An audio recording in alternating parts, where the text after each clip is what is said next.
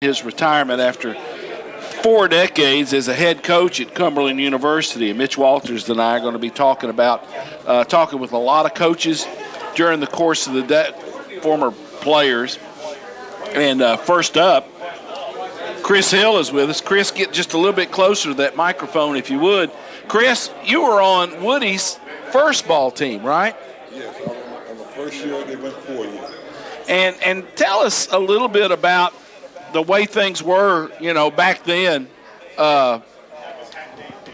travel, that sort of thing, and talk a little bit, if you would, about what actually brought you to Cumberland. I first heard about Cumberland when I played the previous station. And we played Cumberland for the conference championship. Yeah. And I pitched against Cumberland, and I beat them 7-1, I believe. Okay. And that's when Coach Hunt noticed me. Right. So during the during the state playoffs up at MTSU, we won it, and I won like 2 games at the state playoffs. Walters has always been good. Yes. And so Coach approached me and Reggie Barringer. Yeah. About, hey, would you guys be interested in coming to Cumberland? I'm starting, my school is going 4 year, and I would love for you guys to be part of that start. So, again, I didn't know where Cumberland was, I didn't know much about it. Right. And at that time, me and Reggie, we had offers from ETSU, MTSU had offers of scholarship, and it was one more school here in Tennessee. It was ETSU, MTSU, and Tennessee Tech. Okay. And so we was contemplating what we're gonna do. And I told Reggie, I said, you know what, I'm not sure. And as the years went on, I said, you know what, Reggie, I believe God chose us to come to the school. Really? Why? Because we thinking, why would we go here that's starting a 4-year program when ETSU had a great program. Middle Tennessee was good. But after we spoke to Coach Hunt, it just felt right to come here and be a start or something that's just beginning. And when we came here, that 1 year that I was here, I loved it. Cumberland kind of gets under your skin, doesn't it? Becomes a part of you. It does, and it had made a big impression because my freshman year in college, I went to University of Kansas to play football. Oh, okay. Then I didn't like being out that far from home. Tight end? I was a running back. Okay. And he's a big back. Yes, sir. So like I say, as you get older, you start thinking about those things. I'm like, wow, I went from Charlotte to Cumberland, and I'm like, the only reason I can think of was God was pointing me this way. And Woody has been like a second father to me. From the first time we stepped on campus, he looked out for me. That's great. So what are you doing now? I retired from the police department. I was a crime scene investigator. I retired from there, then I started working in the school system, and I got hurt. So now I'm retired and on disability at the same time. Well, Chris, thanks for coming back and visiting and being a part of this celebration, because regardless of what goes on the ball field, it's more about Coach Hunt, the relationships, and that sort of thing, and a chance for you guys to wish him well on the way out. Oh, I appreciate it. I think the whole world of Coach Hunt. I really do. I mean, that man, whatever I needed, he was there for me. And I'll never forget that. Hey, appreciate it, pal. All nice right. visiting with you. All right, Thanks you. for coming by. All right. Chris Hill, former right-handed pitcher, Cumberland University. Mitch Walters with us here on the show this morning. Good to see you, pal. Tommy. Greatly appreciate you asking me to be a part of this. It was a fun day yesterday, and even though we're not going to get to play ball today, that'll give more time for these guys to chat and tell lies and visit.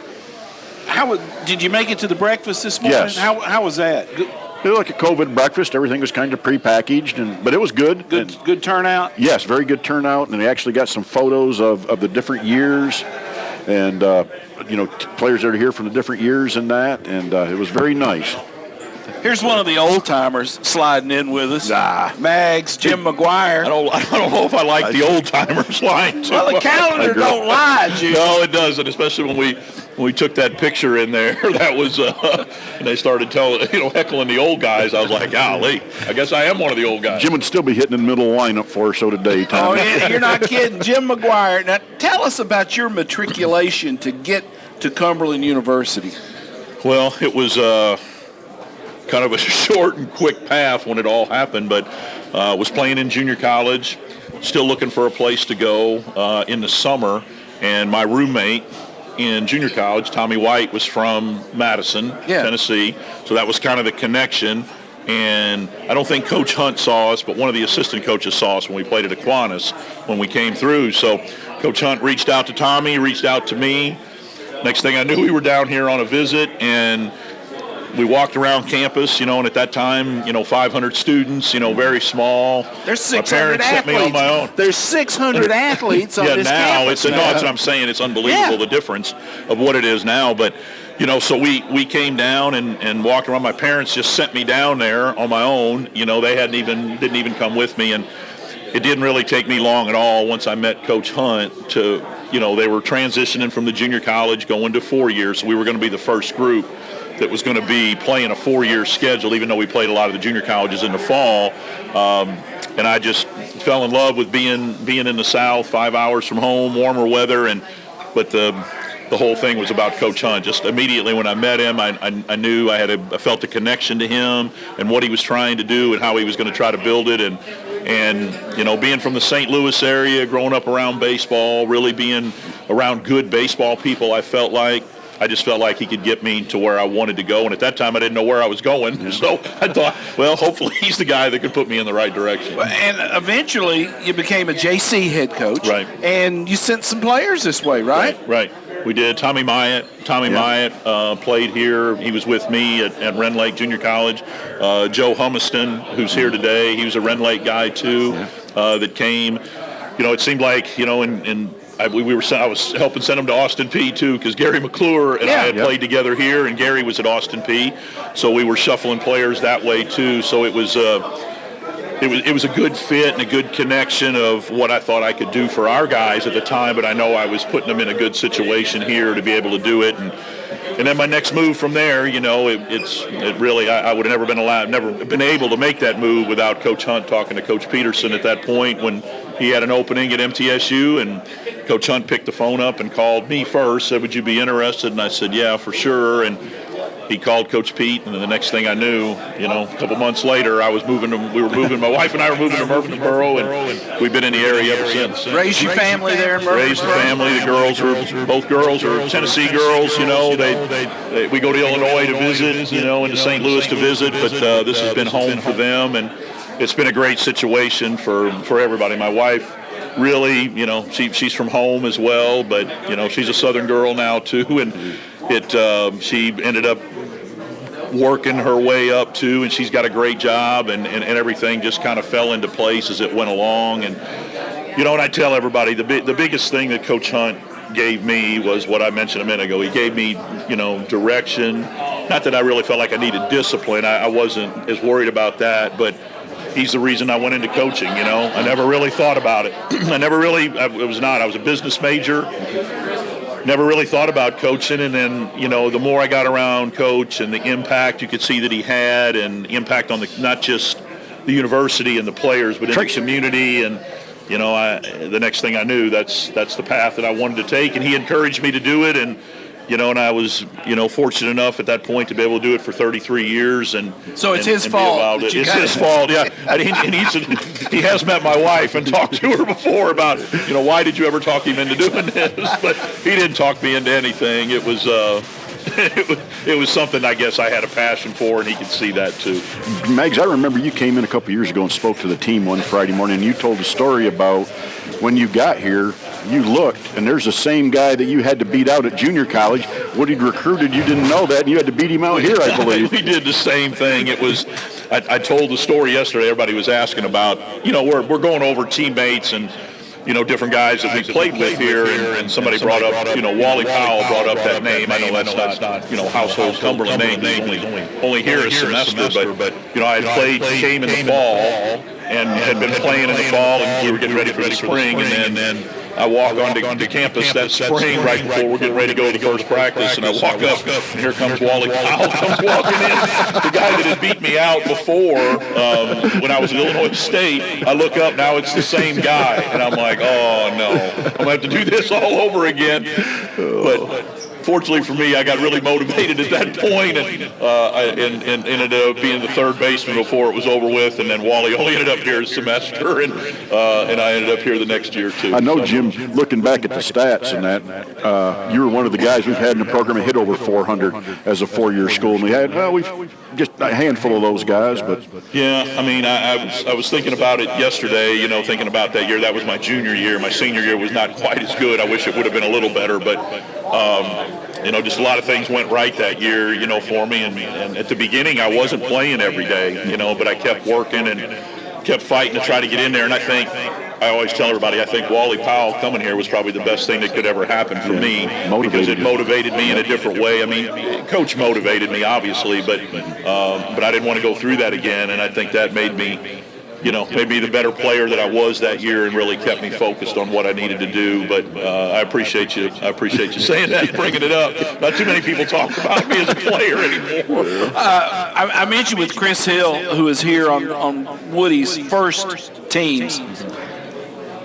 This weekend isn't so much about the games on the field. Right. It's about the relationships Coach Hunt has developed with these cats for 4 decades. Right. And letting those guys come back and visit. That's what this is all about. It really is. I haven't seen, you mentioned Chris Hill and Reggie Behringer. I haven't seen those guys in 35 years. I haven't.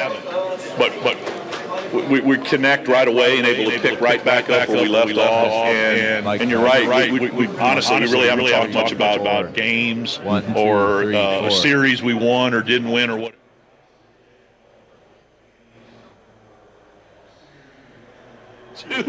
But it's just unbelievable. And then to see the connection with players that are, the younger players that are 22, 23, 24 years old, and then connecting them with us, connecting them with us, guys that played a long time ago here. But that's all because of Coach Hunt. He facilitated that all the way about, once you're part of the program, you're always part of the program. And I think that's what, for 43 years he's done that. And it's not going to stop with Ryan taking over. I know that.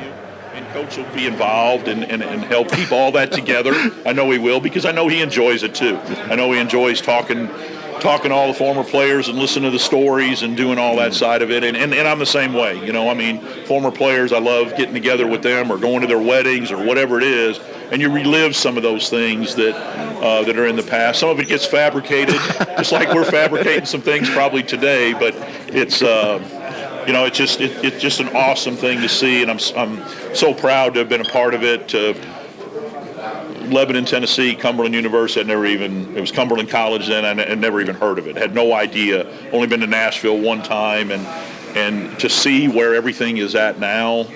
Billy Potter sent me a newspaper clipping as he was going through that we played on the team that Coach won his 100th game. Yeah. And when we were here, and 1,600 or 1,500 more weeks later, here we are, and love to be able to be here and celebrate, everything that he's done and accomplished, and celebrate the program and all these players. Thanks, my friend. Mags, always good talking to you. Appreciate you guys. Thanks, as Mags. always, man. Jim McGuire. Jim McGuire with us on the program. Juan Claire Day. How are you, Juan? How do I turn me down? What I'm hearing. Okay, we will do that. Is that better? There you go, Tom. Okay, Juan Claire Day, who was on the 7-year plan here at Cumberland University. Almost got tenure, Almost got tenure. Juan, you're coaching now, right? Yes, sir. Tell us about that. Well, I'm coaching at Jackson County High School. This is my 4th year there. We've had a little bit of success, but this year we're kind of struggling. I've got a young team. 6 out of my 10 main starters are freshmen and sophomores. And it's really like having 8th graders and freshmen because we lost all last year with the COVID. But I got boys that play hard, work hard. They're not getting discouraged. We're just battling through it. Hopefully we get playing at the right time before the pro season starts. So we're hoping to make a run there. Talk about how you got here to Cumberland and became Coach Hunt's right-hand man. Well, I was in high school. At Macon County. It was my senior year in 1985. Billy Blankenship said, won't you come? A blast from the past, right? Billy Blankenship said, won't you come to campus one day? I've been talking to Coach Hunt about you. And I was a manager, for the baseball team and basketball team over there. So I went. And so first time I ever met Coach Hunt, we walked in his apartment where he was a girls' head resident at the dorms, and Coach Hunt just kept on looking at me. And I'm like, I looked around, sort of, am I not clean enough or whatever? And he goes, you're not Hispanic. I'm like, what are you talking about? Your name is Juan. You're blonde hair, blue-eyed. I'm like, no, sir. I mean. No, I'm not. And you stuck as a manager. You eventually became part of the coaching staff. You've had a world of experience here at Cumberland. Yes, sir. Few places would give you the chance to get that kind of experience. Yeah, I owe it all to Coach Hunt. I owe it all to Cumberland baseball. I started out at Lincoln County, helped Tracy Sloan out for years, and I finally wanted to be a head coach. And I went to Grundy County as assistant, and that opened the doors for me at Sequatchie County, Macon County, and now Jackson County. So everything's I owe to Coach Hunt. And you're at Grundy now. I'm in Jackson County now. Jackson County, Yes, okay. sir. And how long have you been at Jackson County? 4 years. 4 years, okay. Yes, sir. And what do you teach there? I teach special ed. Okay. Hey, thanks for being here today. We appreciate it, Juan. Yes, sir. And few people have put in as many hours with Coach Hunt as Juan Claire did. Well, Tommy, towards the end of Juan's time here, when I was women's basketball coach, I could tell Juan at 3:30, Juan, we're leaving for Jackson to scout land, but then he'd be in the car with me and away we'd go. Yeah, he wanted a co-pilot in his car. He didn't want to go all the way by himself. I don't blame you for having a co-pilot. Juan, good talking to you, Yes, pal. sir. We Thank appreciate y'all. it. Good to see you. Juan, Hey, we're going to let Jeff Luttrell slide in here right quick. we want to talk to you after one of these guys, Connor. Yeah. Hey, Jeff Luttrell, former pitcher here at Cumberland University, had a little bit of success on the mound. What, did you strike out like 29 one day? What was it? Well, this morning there's been a lot of those stories, and I don't really remember the way they're getting told, but I guess with age that happens. He did throw a no-hitter one day for threw us. a no-hitter against Lindsey Wilson, your old bunch. I bet that was a lot of fun. It was, and we was talking about that this morning. The interesting thing about that, the year before, the first year I transferred in, he started me against him, and we got beat. And after the game, he made a point to ask me why I wanted to come here. There were some guys, I'd forgot about that, but they were bringing that up. He kind of humble you, couldn't he, Jeff? He could humble you. You're right. You had a good career here, and then you kind of got your coaching thing going, working for, of all people, Mike Petroni with basketball. And I know you had to pull Petroni out of a couple of scraps. Well, that was an interesting year. Coach Hunt wanted to make sure I finished my degree and worked that out for me, and that was a big part of really my success. Was the year after we played ball. He made sure I got my education. I helped Coach Petroni, so that was a good time in my life. You got into education, and today you're the director of schools in waiting here in Wilson County. You got a starting coaching, I believe, in Trousdale County. Is that right? That's your first correct. job? Yes. Talk about that a little bit, and then how you matriculated to Wilson County. Well, when I graduated, I thought I would be going back to Kentucky, and just kept hanging around, working, and took a job in Trousdale County and spent 6 years there. And then I met my wife during that time and got married. She was a Watertown native. So, I was thinking about that the other day. It's been really over 30 years, and this has become home. Lessons you've learned from Coach Hunt, the relationships, that sort of thing? Well, just, I tell people all the time, great baseball coach. Everybody finds out you played for him and they want to quiz you on his coaching, and it was great. I mean, nobody knows the game better. His mind during game time was always spot on, but as I look back, that was great, but it was the other lessons. It was the hard work. It was the way he brought people together as a team and from different places and different belief systems, and just the relationship building, the leadership is some of the things that's going to stand out the most to me. And then probably the most important thing is that I've taken from Coach Hunt is over the years, both my kids were born, I got a phone call. My mother passed away in 2.5 hours away, and he shows up at the funeral home. Just his relationship and care for people is just, it's phenomenal, and really why he's had such a lasting impact and so much success. Jeff, I've had so many people ask me through the years, not so much the last couple of years, but what's the secret there? And I tell us, I said the baseball that's taught is very simple, just repetitive, but I said there's more life lessons taught on a daily basis than there was baseball. Recruit good players and just hammer the fundamentals home. And that's what he did. But the whole time he was giving you life lessons you might not realize at the time, but 5, 6, How 10 many years guys down have the come road. back, Jeff, through the years and said, I heard him say, Coach, we heard what you were saying in 93, but now we're listening to what you're saying. And that's just, he's a remarkable man. He's been blessed. It's a gift. Everybody don't have that gift. And just, you're seeing today and this weekend just the impact he's had on people. Yeah. And we've mentioned this a couple of times. This weekend isn't so much about what happens on that baseball field. It's about getting these cats back together and showing their love, their appreciation for old number 6 there. That's right. And just to watch even those groups, those guys that played together, that's what he instilled, and it's still there. You hadn't seen people in years, and you still have that care, and that's unique in the world we live in. And to me, that's what I'm going to remember the most about Coach Hunt. Jeff, what I see is just because we've been around it for so long, we know you guys, but guys like Chuck McFarland was standing there with me the other day, and that's Jed Dorr. And he goes, that's the kid that threw the game against St. Francis in the World Series and beat, they would get, just the players they want to know, you guys that played on other teams because they've heard about them. Yeah, you're tougher. right. Just, there's something, you have it with different organizations, but for him to have this big of impact over this number of years, it's unheard of in the athletic world. Yeah. Jeff, thanks for the visit, pal. We Thanks, appreciate guys. it. Appreciate y'all. Good talking to you. Thank y'all. You want to try to get Mark Connor in here? Yep. Mark, can we get you for a second? Get the big Mark, and then we'll get the other Mark. Then we'll get the third Mark, Mr. Suarez. Mark, I don't know that we've ever met. Tommy Bryan. Yeah. And I'll just tell you right off the top. No, thank you. I'm a big Dodger fan. Time for me to go. I know. But you guys have had the ups on us the last couple of nights. So, Let me give you a little history, Tommy. Okay. Mike Humiston, who you know well. Yeah. Mark was part of Mike's group that he sent down through the years, and Mike didn't send us any. Mark was North Olmsted, Ohio. You actually played for T.J. Murphy's dad. I did. Okay. T.J. was our second baseman on that 2014 team, and I will say this.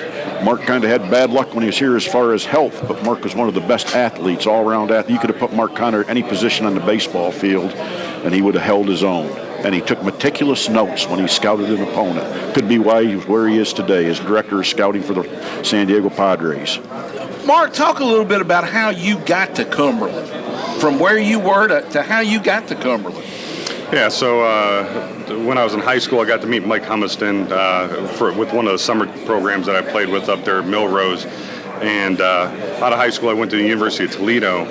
And, just overall, some good things, some bad things there, just with the experience, and was looking to transfer out. And through talking to Mike about different options, different places, he mentioned Cumberland, and he helped set up a time where I could come down and work out for Coach Hunt. And that summer in 1995, my father and I drove down and did a little workout for Coach Hunt. He offered me a scholarship, and decided to come here, and the rest is history. The experience of being in a smaller school. You were at Toledo, big place, smaller school, a little more emphasis, a little more close relationships. Talk about how that kind of helped mold your relationship with Coach Hunt through the years. Yeah, I mean, I think on the smaller campus, like, you have the opportunity, like, to walk to the baseball field and be at the baseball field all the time. You're around all the players all the time. You have class with the same guys. And then, you get around Coach Hunt, and, like, he's always at the field. And anytime, like, you'd get down to class, you'd go over there, and you'd get an opportunity to talk to him and, get to know him on a deeper level. When I was at Toledo, like, the only time I ever saw the coaches was at practice and at the game, and no other time. And through the years of, like, just being in the small program, it's like there's an intimate relationship that you grow to have with Coach Hunt. After your time at Cumberland, where'd your career go? After Cumberland, I left in the fall of 2003. Went to Indian Hills Community College and coached there for one season. After that, I went to the University of South Carolina, Aiken. Spent 5.5 years there. With former Vol State coach Kenny Thomas. Yeah. Kenny's at KT's. This is his last year. Last year as well, yeah. And then after that, I got offered a scouting position with the San Diego Padres. And then been scouting with them going on 11 years now. We had a player with the Padres organization, our catcher, Martinez. Had you scouted him? No, that was right before I started. Right before you got in there, okay. Yeah. I will say this, Rhino and I saw Luttrell at the Austin P. Fall JUCO Showcase, and so we brought the name back to Woody. Of course, Woody, Ray Charles and Stevie Wonder could have saw that Louis Martinez could play. Yeah. And again, this has been a theme I've talked to, Mark, with everybody that's come through here. It's not so much about the ball games this weekend. It's about those relationships that Coach Hunt has built with you, with everybody in this room, with everybody who ever put on that uniform. Yeah, I mean, the thing I remember and I take away from my time here is, like, it was the life lessons. It was like having somebody that invested in you as a person and invested in, like, growing you to help you become a leader down the road. Like, I mean, I still have my binder of all the talks that Coach Hunt ever gave us. I think, like, his plan was to grow men, and, like, winning championships was a byproduct of, growing us in the right way. And I can't ever thank him enough, because, like, at that stage, like, I think, like, all of us were in different places in our maturity level and, like, where we were at, and, like, he helped me grow a ton during that time. And he treated everybody the same. Not very well at times, but I mean, again, the product of a guy who's an ex-Marine, loved his kids, and sometimes some tough love. Yeah, it worked out. It did. I think that level of, like, just discipline and attention to detail. I grew up. My father was in the Air Force, and, like, we had the same thing, and I respected it because, again, like he did, he treated everybody the same, and I think a lot of us needed it at that point in time. Mark, thanks for the visit. We appreciate it. Awfully good to finally meet you. Yeah. Heard you name quite a bit around here. The ceremony starts at 11. Again, thanks for the visit. Thank you. Appreciate Mark it. Proud of you. Director of Scouting. Tell that wife, hey. For the San Diego Padres. This reminder, you're listening to the warm-up show for the 11 o'clock ceremony for Coach Woody Hunt, Tommy Bryan, Mitch Walters. We are live at the Dallas Floyd Phoenix Arena, and the program will start at 11 o'clock. There are no games today. The field has been ruled unplayable. They're going to try to get the thing started Sunday at 1 o'clock. But everybody came in for the ceremony, and we're having that today. Mark Purvis, one of my favorite former Cumberland players with One us. of your wife's favorite, too, thanks to the home run against Southern Indiana. Yeah, you can't really tell the whole story there. She'll never forget that. But, Mark, how you doing, pal? Doing great. How y'all doing? Good. Perv. You had the opportunity to play for Coach Hunt, to coach with Coach Hunt. Did the dynamic change any during that time? You know, it was. It didn't when he and Corman couldn't get out of bed in the morning as coaches. Yeah, I saw that. Yeah, I remember that well. That was ryegrass week. We were supposed to be there, I think, at 6:30, 7 o'clock to do ryegrass, and we overslept, and that was not a good day. But I did have a great roommate, Darren Henry. But no, we playing for him and going to coach for him was different. It was just to see what goes on, you know, in the office and behind the scenes as far as preparing a team and all that. I just didn't know that as a player. You don't see that.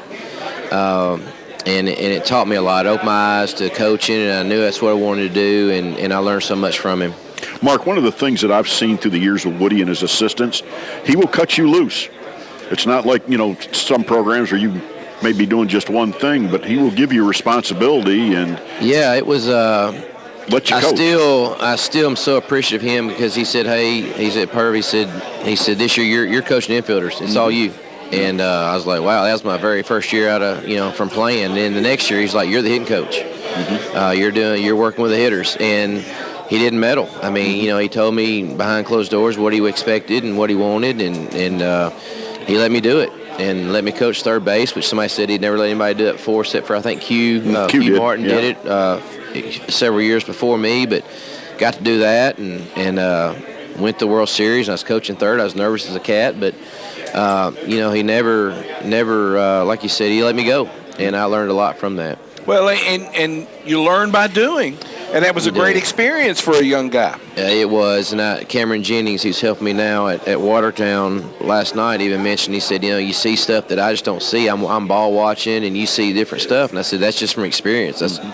I said, I was doing the same thing you were doing in my first couple years at Cumberland, but I learned so much, just changed how I looked at the game, you know, when I was with him. Mark, how much you came in, I believe, as a freshman, and then Tommy Smith got hurt, and Tommy Smith was a heck of a player. Yes, How much did that open your eyes when you saw, hey, this is the guy who was ahead of me, and now I've got his job? How much did that change your approach to the game? You know, he taught me so much about just really work ethic and what it took to be a good player. He was a great player. I mean, and not only that, he was a great defensive player, but he could swing it. Yeah. And he was tough. He was what I call a dirt bag. I mean, he his just get footwork around the bag at second base on turns. And converted outfielder, wasn't he? He came here as an outfielder. Yeah, I believe so. Yeah, but he was what you call now a dirt bag. I mean, he played the game hard. I mean, you know, and I had guys my freshman year like Bobby Perna and those guys. Bobby didn't scare you, did he? And they were mean. They were mean players, and they played the game with intensity. And that's why, you know, a lot of times I feel like sometimes as a coach, you know, I'm very intense, and I guess I got that from really that year because those guys wanted to beat you. I mean, they just wanted to flat out not just beat you; they wanted to run rule you. You know, and they made me tougher, made me a better, more intense player. And Tommy taught me a lot just about playing second base. And of course, he got hurt that year. He would have been an All-American that year, I believe, if he wasn't already. I mean, but he got hurt for a couple weeks and kind of set him back. But I learned a lot from him. Yeah. A successful run at Mount Juliet. Head coach there, back at your alma mater. You took a break, took a deep breath. Watertown High, you're working with the Purple Tigers now, and it looks like you got things going at Watertown. It's exactly what I needed. I love my time at Mount Juliet. We had, you know, program very successful. Had a lot of great players come through there and had a lot of championships and all that, but it was just time. You know, it was just the expectations were wearing on me a little bit, and I just needed something different and needed to slow down, and Watertown provided that for me. It's been fun. I've enjoyed it.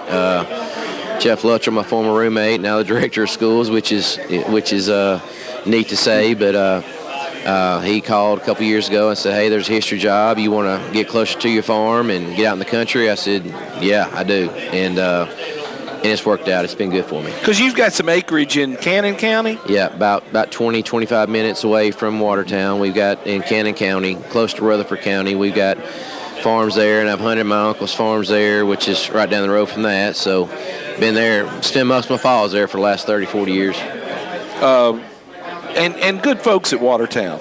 Great folks. Everybody's been great. The kids are A little bit very of a throwback, coachable, Mark. fun. A little bit of a throwback with the kids you're dealing with. Yeah, somebody asked me the other day, what about the kids? I said it kind of reminds me of the kids that I was coaching early 2000s at Mount Juliet. I mean, tough, hard-nosed, want to be coached. The egos aren't real big, they just want to go play, and it's been fun. It's really what I needed, and the kids at Mount Juliet were great. I love my time there, but it's just something a little different, and I've enjoyed it. Relationships, again, I've mentioned this with everybody who's been on. What's going on this weekend isn't so much about what happens on that field. It's about getting back with the guys and getting back for that one purpose, to be here for Coach Hunt. Everybody appreciates what Coach Hunt has done for them, not only when you played for him, but after. I've never seen him, and I don't know how he does it. We were talking this morning at breakfast about certain players that we lost track of, and he's talked to them. I mean, I don't know how he has the time to do that. I really don't. I mean, 40-something years? Yeah. All the players. He don't forget anybody. I mean, he wants to know what they're doing in life, and I think that's what we now realize now, after we played 20, 30 years ago, is how much he impacted us after we played. And it's just a special bond. It really is. Mark, thanks for the visit. We appreciate it. Thanks for being here. And, again, your close relationship with this program, and it helped make you and the guy you are today. Yeah, there's no doubt about that. No doubt. And what I learned from Coach Hunt, I translated. I really tried to run Mount Juliet like Cumberland was. I mean, I really did like a college program, and what I learned from that. And thank y'all for what y'all done. Everybody listens to y'all over the years, listen to y'all, and appreciate everything you've done for us. Yeah. Tommy, the memory I have many as a player, but I know it was 1995 and we just gotten beat by Bellevue. And I can still visualize Mark down the left field line, almost on the warning track, just squatted down and his head between his legs. And I knew because of 93, we wanted that one awful bad that night. I told Corman before that 95 game, I said, if we win this, it'll make up for 93. Yeah. I said it would, because, I still had that bad taste in my mouth. And I knew if we'd have won it in 95, that it would cover for that 93 loss. Yeah. And it, to be honest with you, those two losses, 93 and 95, have drove me really in my coaching career. Yeah. I've always wanted I've always had that, I guess, fear of failure, that I didn't want to have that happen again. So it's kind of drove me. So even though it's a negative, it's really been a positive in the long run, because it fueled me a little bit. Yeah, and in the big picture, neither of those teams failed. No, looking back on it, you're right. I really feel like those two teams were really the best team in the country, even though we didn't win it all. You're right, we didn't fail. It was just we come out one game short. Yeah. Mark, thanks, buddy. Good talking to you. Appreciate you. Always. Yep. Mark, all right. I'll see Mark you Monday Purvis night. with us. Randy Stegall. Let's get Randy in here. Reminder, Tommy Bryan, Mitch Walters on the radio here on WANT. This is our warm-up show for the 11 o'clock broadcast of the ceremony to honor Coach Woody Hunt. We're in the Dallas Floyd Phoenix Arena, and Randy Stegall's with us. Randy, thanks for being here. Yeah, this is awesome. Randy, good to have you, son. It's great to be here. Head coach at Embry-Riddle, and Embry-Riddle has decided to take a break here in the spring. Are you guys going to be on track to get going with fall practice and that sort of thing? I hope so, yeah, I hope so. This is the good thing about not playing. If we were playing, I probably wouldn't be able to be here. So, this is nice that we get a chance to be here, and my brother gets to be here. So, awesome turnout so far. It's fun. Wish I got to play today, but whatever. Randy, I'm sorry, Tom. Randy, you said that actually it would probably been better if that whole conference didn't play down there this year, because you said some of those teams, because of COVID and disruptions, had only played like 10, 12 games. Yeah, Tampa, I think, has only played like 12, 13 games, and they've had a lot of trouble. There's not one standard COVID protocol that they're going by. So our president decided it'd be better not to play this year, which I understand. So maybe a blessing in disguise, for us. How'd you get to Cumberland? Tell that story. I played at University of South Carolina out of high school. Didn't go to class much, so started affecting my grades. Got mono. Got scouted by Steve Kring, Red Scout, who knows Coach Hunt. And I was home working in the summer, and I was looking to transfer. And Steve Kring called me and said there's a place up in an NAI school up in outside of Nashville that has a pretty good reputation and great coach, and that's how it all kind of panned out. And then Coach got my phone number, and when he gets your phone number, it's he would stalk you, and he would kind of submit you into he would like call you so much that you just want to get rid of him, and you just commit. And now, had I had known that Birmingham Southern at the time was our big rival, I would have told him, hey, I got Birmingham Southern on the other line, so I get more money out of them, But you were a second baseman at South Carolina? Second shortstop, second baseman. And came here to be the shortstop. Shortstop. Yeah, I played shortstop my whole life, and then got to South Carolina. They had a pretty good established shortstop, and that was my easiest way on the field at the time. So became the shortstop here. All-American at Cumberland. Had a great run at Cumberland. Yeah, we had a pretty good team. We could hit pretty well, and if we were a couple arms short, I think I'd be in a really good ball club. We had some injuries. Mike Dutton, who was an All-American in '97, got hurt. Terry Allgaier, got hurt. Sandy Roga, who's here, got hurt. So we could hit. That was a fun team. Brian Foster, Moises Mandelbaum, Maury. Had some good guys who could hit the ball, and it was a fun team. And you, like Mark Purvis before, made the transition from player to coach at some point. I did, yeah. So I went and played pro ball for a couple years, and I wanted to get obviously I wanted to graduate, so I came back, and my dad asked me what I want to do with my life. I said, I don't know. He goes, why don't you do something you love and you know a lot about? And I said, well, I know baseball, and I love baseball, and so I asked Coach if I could help out. I think he thought he was doing me I think he really thought he was helping me out, and he's like, here, I'll give you like $2,000 and I'll give you a couple meals. And you can work 70 hours a week. Yeah, you can work 70 hours a week, and I thought he was doing me a favor, and he was at the time. It didn't seem like it, but he was, and was around for some pretty good teams, and was fortunate enough to be on that 04 team. Yeah, part of it, and I think that team kind of helped me. I don't think I would have. The journey as a head coach started with that 04 team, because when you have a national championship on your resume, they don't know what I did or didn't. They could, for all they knew, I could have recruited the whole team, and I probably said I did just to get a job. But having that national championship on your resume really helps out. Randy, that got me started. Back to the journey, and because Randy's told me this many times, but Randy's dad basically gave him an ultimatum. Oh yeah. You go up or you screw this up.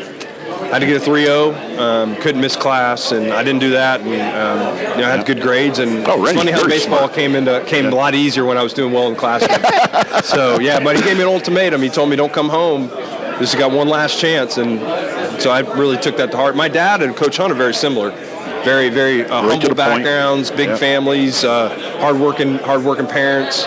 My dad was poor growing up. Coach Hunt was poor, and so a lot of things Coach was saying, my dad was saying, it kind of lined up. And Coach and I are very similar mindset, competitiveness, and I think we were just immediately drawn together just from the competitive spirit of things. So, from Cumberland, you got the job where now? Indiana Tech. Yep, we play those guys from year to year. Yeah, oh yeah. No, went up there for 2 years, met my wife up there. Okay. And then moved down to Embry-Riddle in 2007. Got the job down there and been down there ever since. What a gig. Coaching in Florida on the beach, right? On the beach. Yeah, if we weren't such a great academic school, it'd be a little bit better. No, we use it to our advantage, but it was a different type of NAI school. It was not a athletic driven, where you have to boost your enrollment because athletics wants you to have 60 baseball players. I mean, right. We had 7,000 students. I mean, it's an aeronautical school. It's a great academic school. So I remember, Randy, I asked Rob Clayton one time, who worked with you at Emory. I said, Rob, what was the difference between the players at Embry-Riddle and at Cumberland? He said, well, the guys that came to Cumberland, they were thinking they were going to get drafted. Yeah. So the guys at Embry-Riddle, they're thinking about, I'm going to become a pilot with American Airlines. Yeah, you got engineers. The kids there are like literally smarter than you. Like there's not many kids on my team that I could, they're smart kids. Yep. And it's different. Like you don't have to worry. It's different here. You have to worry about different things. Like off the field stuff at Embry-Riddle isn't really much of an issue because these guys are wired different academically. Yeah. Like if you're a pilot, you can't get in trouble or you're done. It's a zero tolerant program. Mm-hmm. So if you fail a drug test, you're out. They'll kick you out of school. If you're just a business major, it's a little different, but it's a not that the academics isn't taken serious here, but there it's like different level. I mean, they're the number one aviation school in the world, so wow. Yeah, they don't care who you are. They can just throw you out and take somebody. They'll get somebody else, take your spot. It's really cool. What's the percentage of aeronautical students on your baseball team? Well, we've had them probably up to like 30-40% of them. Yeah. The guy we have now, Peyton Rice, that's a pitcher for you guys at Cumberland. He's a pilot. But right now we probably had about 40 kids. Probably about 25% of them are doing something aeronautical based. So now, because the program shut down for COVID, right? You kind of helped 3 guys get here. Yeah. Talk about that conversation with those cats. Yeah. So I told short conversation was I called Robert up in December, end of November. We had heard some whispers about how they might be shutting down our season. And I said, listen, just so you know, there might be a couple players I'm going to recommend come your way. And 2 pitchers and an outfielder. And actually a shortstop who ended up at Erskine, who's a pretty good player that I wish would have come here. But all 4 of those guys I was going to push on here because 2 of them were seniors. They didn't need to sit around again. Right. And I thought Connor and Andrew had some pro ability in them. So there's no sense in them not sitting around doing nothing. Clock's running on and those I wanted guys. to make sure they're all could handle this with Coach Hunt, like good kids and not coming in wanting to party and just the kids that I would definitely recommend be in the program. So and they wound up being here, and injury aside, they've been a big part of what's going on. Yeah, they've been good, and I told them, regardless of how the year's going, it's better than what we did. At least they're out here, and they love it here. They do. They have a good experience. They love Coach. I just wanted to make sure I gave them an opportunity to go somewhere where somebody that was going to take care of them, and I knew Coach Hunt was going to take care of them because they had other options, but I don't know those guys. Mm-hmm. And I said, listen, I'm just telling you, I know him, and he'll take care of you. I didn't know he was going to retire. Yeah. They were just kind of thrown into this. I talked to Coach a little bit. He kind of hinting, but he never said I'm done. But they enjoyed it up here, and Andrew and Connor are going to come back down and finish out with us, so that was kind of the deal. Again, it boils down to relationships. Coach Hunt, players, coaches through the years. That's right, yep, and he's been awesome. We'll miss him. I'm glad Rhino's going to take over some nice, familiar face, and I still have a good relationship. I coached with Ryan and played with him, so I think the worry is you can't come back and it's not going to feel like home anymore. I think with Rhino it will. I'm glad it's in the program still. Yep. I'm glad I would have really been upset had it have been somebody outside of the program. But obviously we have all the faith in Rhino, and I think he's going to do a good job here. And, maybe it was time. It's time for – and I think Coach Hunt realized that. And getting somebody a little bit younger in here that can get back to, because Rhino he'll get in your you-know-what every once in a while. So I think that's going to be good for the program. Well, and the message will be – will be perhaps a little tuned up a little bit. It'll be tuned up a little bit. It'll be very similar, and I'm looking forward because, it's like, I do a lot of the same things Coach did, but a little different my own way, but still drawing some things like, with him and things that he taught, and Rhino I think will do the same thing, but I'm excited. I think they'll do fine. I think they'll he's already called me about recruits, and I'm giving to whoever I've seen, and I'll do anything I can to help them out, as long as we're not going after the same position. I kind of hide some names from them. I'm like, hold on, I'm not going to give you these. Randy Stegall with us here. Good talking to you guys. Thanks, Thank you very much. Always good to see you. Coach. Take care. I got Craig Moreland once. Right here's Craig. Where's Craig? Craig, slide in here. Hey, famous home run right here. There he is. Missile into the night. Remember what I told you? I didn't say any of that. Missile into the night. Craig Moreland, good to see you, pal. How you doing? That was after Craig had been in the bed for about 24 hours with us because he got the flu and he drank about half a Sprite and about 2 packs of saltines before that game. It was rough. It really was. And guys around this program are known for different things. The missile in the night in the World Series, what a moment for you. Oh, it was amazing. Little did I know it was going to be a defining moment like this at the time, but, I was just thinking, this is it. It's probably going to be my last at bat, and I need to do something special. So let's take a chance and go for it all. Ball's kind of up in the zone. He called it a strike before. I said, hey, if he throws it again, let's see what we can do with it. Yeah. And how'd you get to Cumberland? Well, didn't you kind of, Craig, your baseball career from high school on was kind of involved with the Hunts. The Hunts started baseball for me. Scott was up at Trousdale then. We were up. I can tell you I remember the story just like it was played out yesterday. We were, football is everything in Trousdale County, and of course we were good. We played. We won some states there, and Scott was the head coach baseball, and we kind of just played baseball just to kind of get away from football, And he pulled me to the side one day, and he said, you could be a pretty good baseball player. What do you think about playing college baseball? And I said, of course. Tell me what I need to do. He said, well, let's start getting to practice and trying a little bit harder, and we'll work. We'll start there, and your first experience to the Hunt mentality. Exactly, And I mean, because really.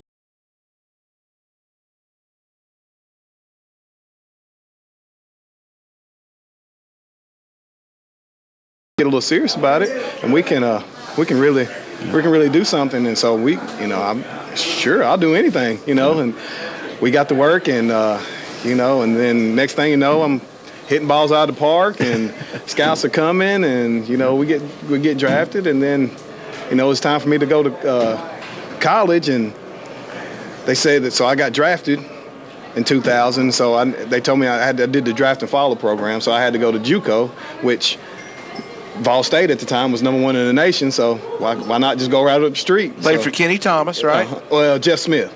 Jeff Smith, who pitched here. And 13-0 in his career. Yep. And went up there with him, and we had 2 good seasons up there, and then it was time to go on, and came to see Coach Hunt first, of course, and he said, "Now, Craig, you're getting a lot of offers from a lot of different places, and a lot of big schools." And I said, I kind of want to be here. And he said, "Well, you need to go check them out."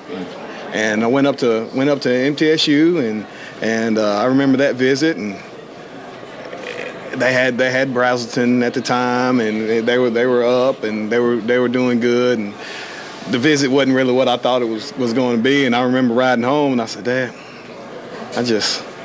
we need to go back to Cumberland. That's where I need to be." Yeah.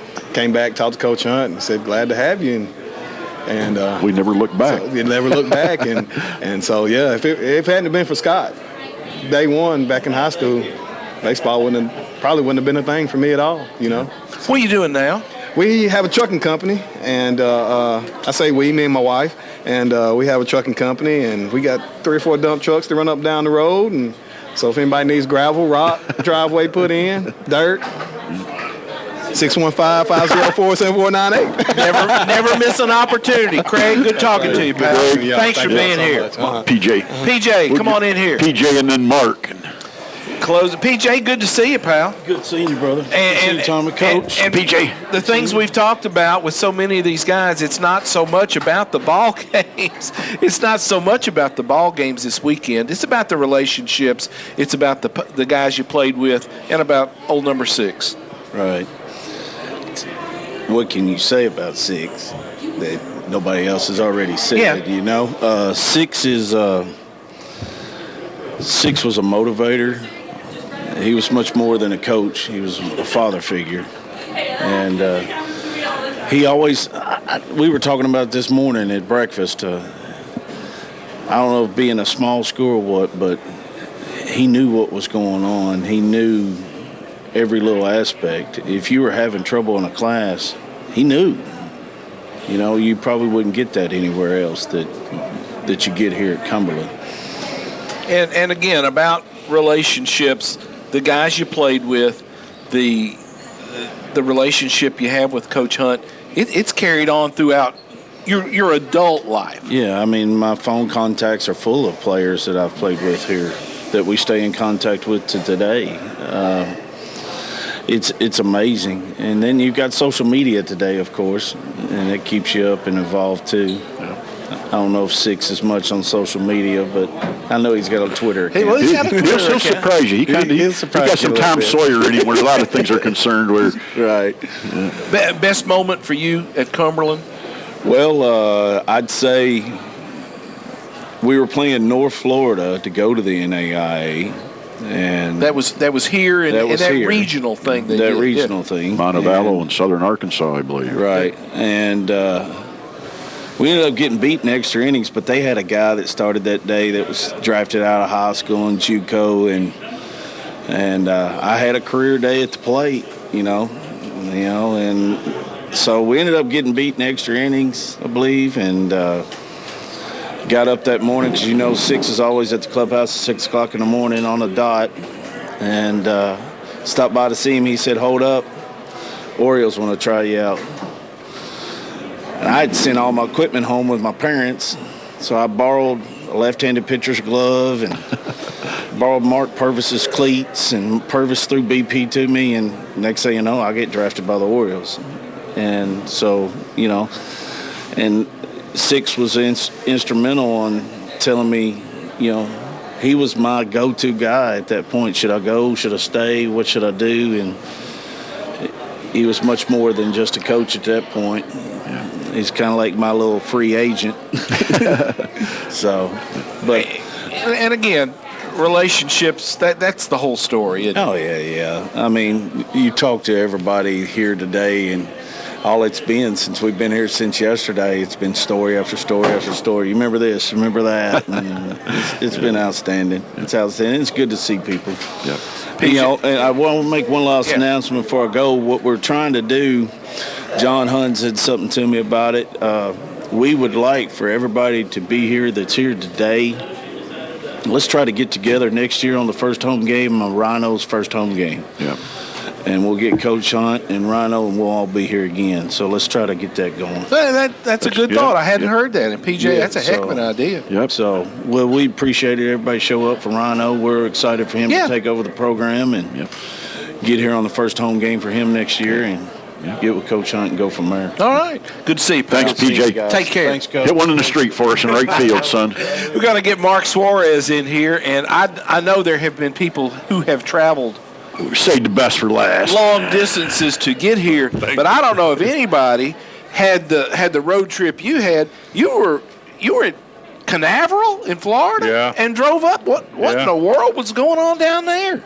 So I got I went with my kids, my 5-year-old and my 7-year-old, the older ones. I have a 3-year-old, but we went. I promised them we'd do the rocket, see the SpaceX Falcon, and that got delayed a day. But I've been on a voyage here for about a week and a half now with something real special that I got for Coach Hunt today that I'm going to present. And what I brought couldn't make it on a flight, so I had to have my wife meet me, swap kids for this gift that I have for Coach appreciation. I wondered the other night because Mark called me and said, I got something I want to present to Coach. I said, the wheels have been turning with me here a little bit. It's been love to see it. It's been quite a journey, but listen, you've heard this before. I'd run through a wall if Coach Hunt told me to. I trust him that much, so He was still in uniform last night. It was dark. We don't have lights here. And he still hugged up with Suarez and several of these other guys out there beyond third base as I'm leaving to get out of here. And I'm thinking, this could go on all night. Mark, you had just drove up. Yeah. Got out of the car and still had your Canaveral tag on you. I thought he was going to break you in half the way he gave you that big hug. Man. Listen, I heard you earlier asking, what were some of your most special moments here at Cumberland. For me, in hindsight, I get a little emotional. It was the one-on-one. Yeah. When because the guy cares about you. Well, my last day here, packing my bags, and I said, Coach, I want to come back. And he goes, you need to go play professional baseball. That's how much he cared for me. Yeah. That he told me I had to move on. Told you it was time. It's pretty amazing, Mark, too, from, you leave here and then you don't know Randy Stegall.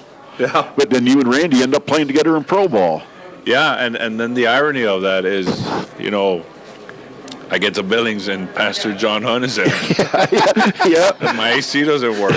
And then, here's a fellow, here's an old bulldog waiting for me.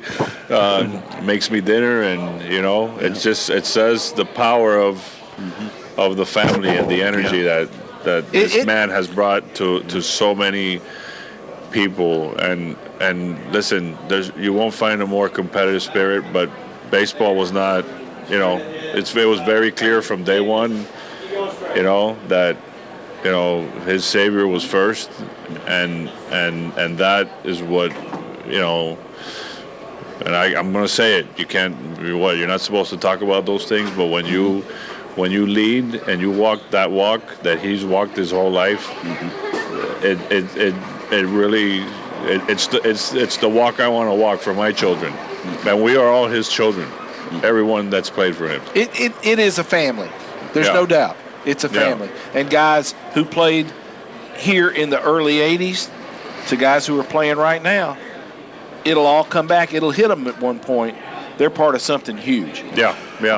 And go ahead, Mark. No, and look, and I think for all those that are listening, and now's when we really want to honor Coach Hunt. We need to keep this together, and we need to support Ryan, and we need to step up and support this program, and that's how we honor him, right? That's how his legacy lives on forever, so that this place is what he will always be and continue to be, and make it better. I mean, you see the field and you see what he's done. It's time for us to along with him, because I know that he's going to participate, take this to the next level. One last thing, Tommy. Yeah. I've got to see, and I know we will never get it, but I got to see video to believe that ball you hit in Mexico went farther than the ball you hit up in Kingsport that night, son. Because that ball's still going. It's funny. I'll tell you that the scout that drafted me, Steve Kring, he showed me. He got us Randy Stegall. We were just talking about Steve. Yeah, and he showed me his card on me, and he had my name, and he got a black Sharpie, and he put Light Tower Power. And you had it. That was nice, Mark. And I don't know. I can't answer that. I don't know which one was further. Oh, boy. Yeah. Well, thank you guys. This is going to be a great day. Really, I love both of you guys. It's been, everyone here is so entrenched in my heart and in my life. Thank you. Well, one of the best that's ever played here, Mark Suarez. Yep. Thank you, sir. Good to see you, my friend. Thank you. Yep.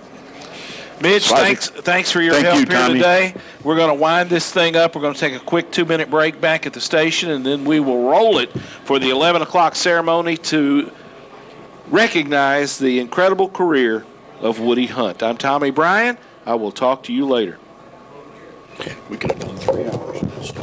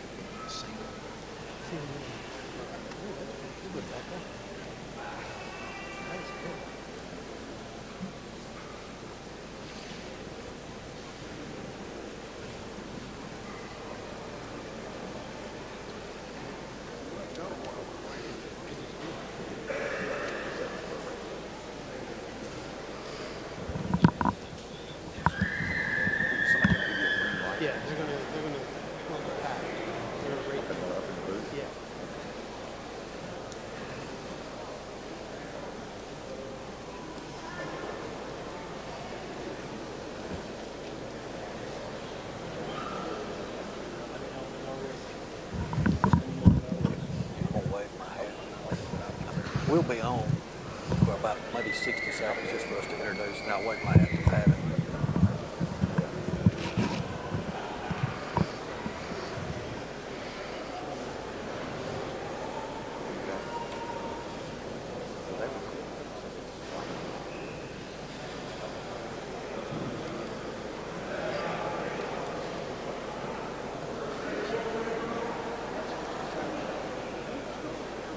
All I know is if Indians out there. I know. I wouldn't. I'm impressed with guys that sit down there. I've seen them do that. Oh man, I'm like, my knees would be shot. What's going on with 3 minutes?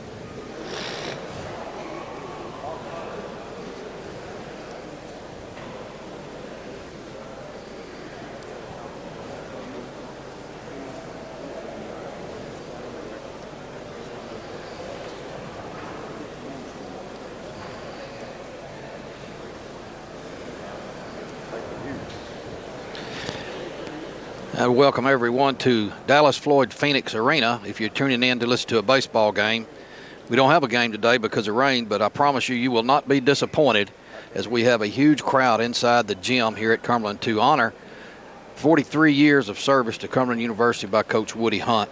We've got a lot of dignitaries lined up. It's going to be a fun day. The baseball game will be played tomorrow at 1. We'll go on the air at 12:40. More about that later. But today, Jake, it's going to be a great day. A lot of alumni are here.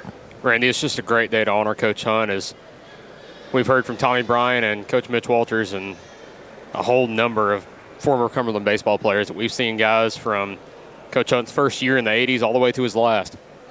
Well, without further ado, let's go to the stage and AD Ron Pavin. All right, we're ready to start. Welcome to Cumberland University and Woody Hunt's celebration. A little bit of housekeeping. One, the games will be tomorrow at 1 o'clock, the halted game, and the game after that we'll participate and play. Hopefully you can come out for that. Also, after the celebration, we have a meal for the alumni, baseball alumni, in the lobby for you. And what a great turnout today. And before I introduce anyone, I want to make sure that we take care of the First Lady.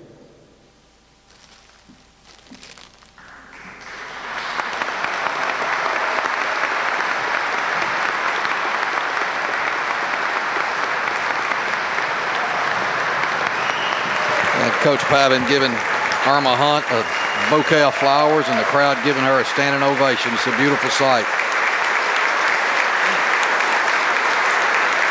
A prolonged standing ovation, I might add, for you guys listening on the radio. You internet watchers can see it. It's my honor to introduce our president, Dr. Paul Stum. Thank you, Coach Pavin. I want to also thank Irma for all her support for the last 43 years. Thank you, Irma. I know we're going to hear from Coach Hunt in a few minutes. He's going to introduce the rest of his family, so I won't do that. But it's my privilege to introduce 2 people today who are next up in the program, one of whom is a lovely young lady, and she's going to sing our national anthem. She happens to be the granddaughter of one of our trustees, Mr. Mark Riggins, who played here on the 1966, I think it was, national runner-up basketball team and conference champion basketball team. Mark Riggins, trustee, his granddaughter Leah, who's here with her mother, she's here with her grandmother, and she's here with her great-grandmother. Her great-grandmother Ann will be 97 years old in less than 2 months. So let's hear it for Leah as she comes up to do the national anthem.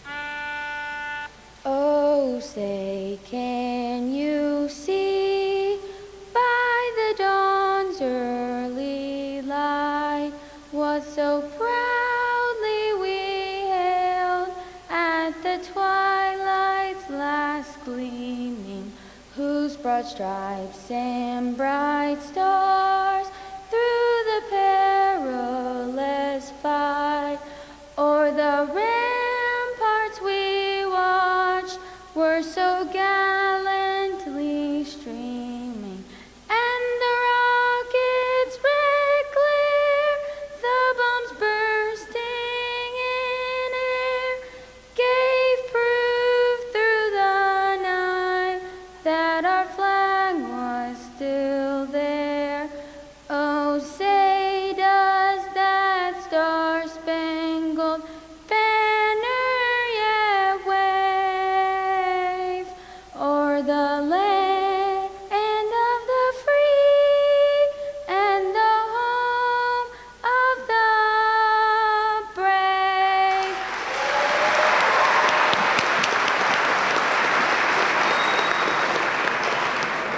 Thank you, Leah. That was beautiful.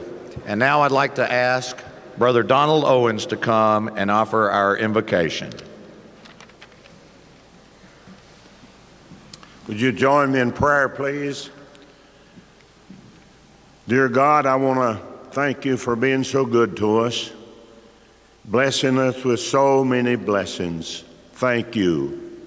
Not on a basis of what we deserve, but because you love us.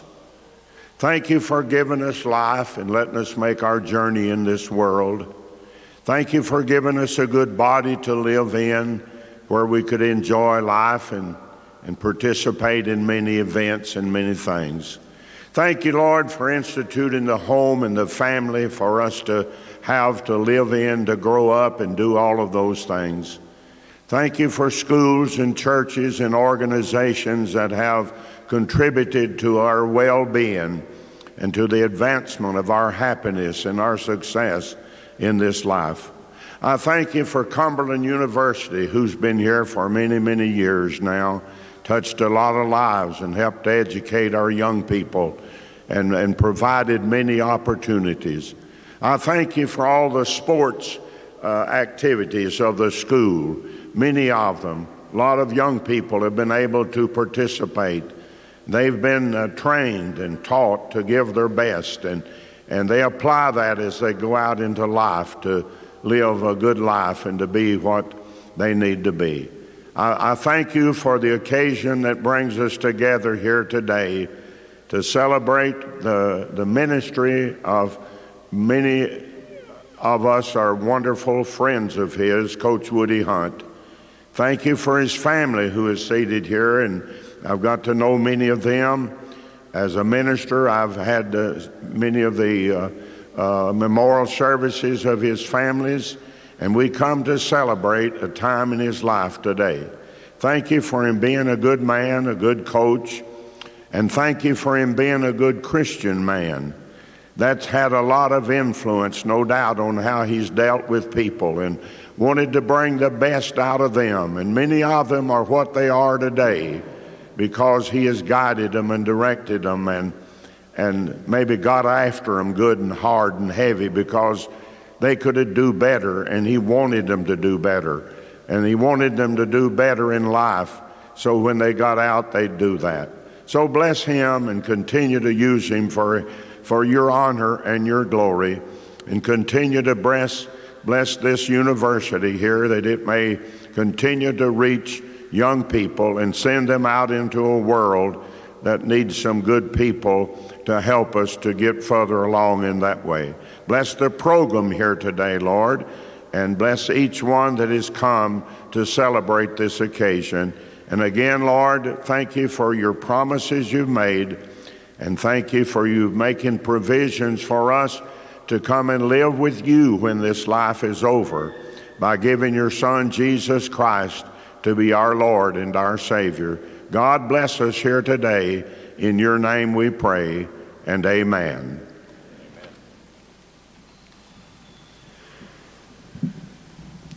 Thank you, Brother Owens. Coach Pavin told me that I had 2 minutes to speak, and so that I don't risk him coming up and pulling me out of the game, I'm going to try to comply with that. But I want to talk about 2 statistics. You know, arguably baseball is a game in which there are more statistics kept than any other sport, really more than almost anything else in life. You can look in the newspaper, you can look online, you can read statistics about the game of baseball. And today, in a few minutes, we're going to hear about some of Coach Hunt's statistics. I'm not going to talk about any of those statistics that you might expect me to talk about, and maybe some others will. Maybe he will. He certainly has the right to brag on his impressive array of statistics, certainly including 3 national championships. But I'm not going to talk about any of that. I want to talk instead about 2 other statistics, both related to Woody Hunt. The first one has to do with this. I know you boys and you men and ladies around this gym recognize what this is, but I got to thinking about how many baseballs Coach Hunt might have used in his 43 years.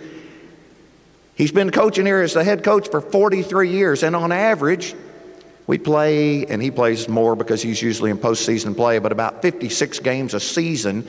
I just looked it up. He's actually finished and coached 2,404 baseball games as head coach here. And by the way, it was almost 2,405. We didn't get that one finished last night. It's hopefully be 2,406 by the end of the day. But if you think about 2,406 baseball games, and here's a statistic that maybe some of you all know. On average, you know how many pitches are thrown in a baseball game? On average, there are 146 pitches per team, which is 292 per game, times 2,404 games. And on average, do you know what the life expectancy of a baseball is in pitches? It's about 7 pitches per baseball. So if you do the math on that, I see Thais up in the audience. She could probably do the math in her head on that. But if you do the math on that, yes, Sam, she's up there. That's Coach Hunt in his career here at Cumberland has used 100,488 baseballs. 100,488. And just for fun, I decided to look it up, and I did. You can look it up. Check me on this.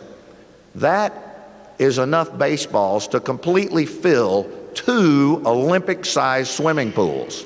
Yeah, that's the reaction I had too.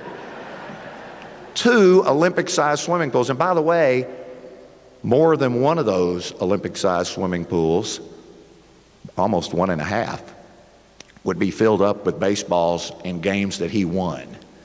That's an impressive record.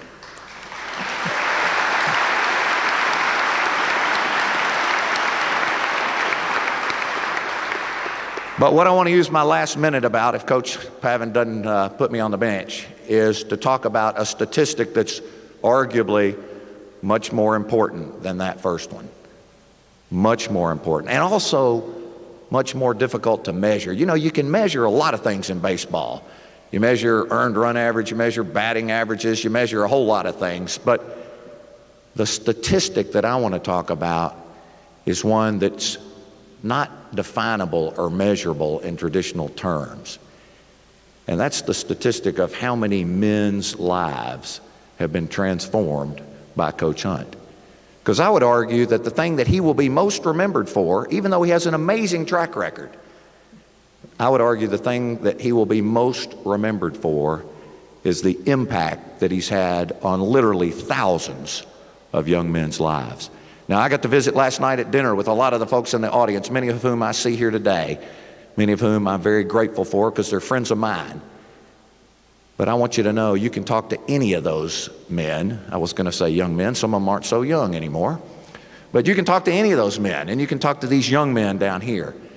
And I promise you, what they'll tell you about Coach Hunt is that he's not only made them a better baseball player, which he has, but he's made them better men. And for that, Coach Hunt, I'm very grateful. I'm grateful for the impact that you've had on this institution. You have made us a better institution.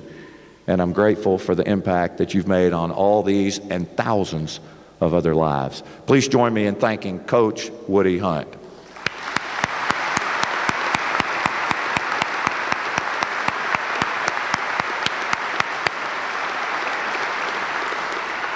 All right, Coach Pavin, did I meet my 2 minutes? Was I good? Thank you.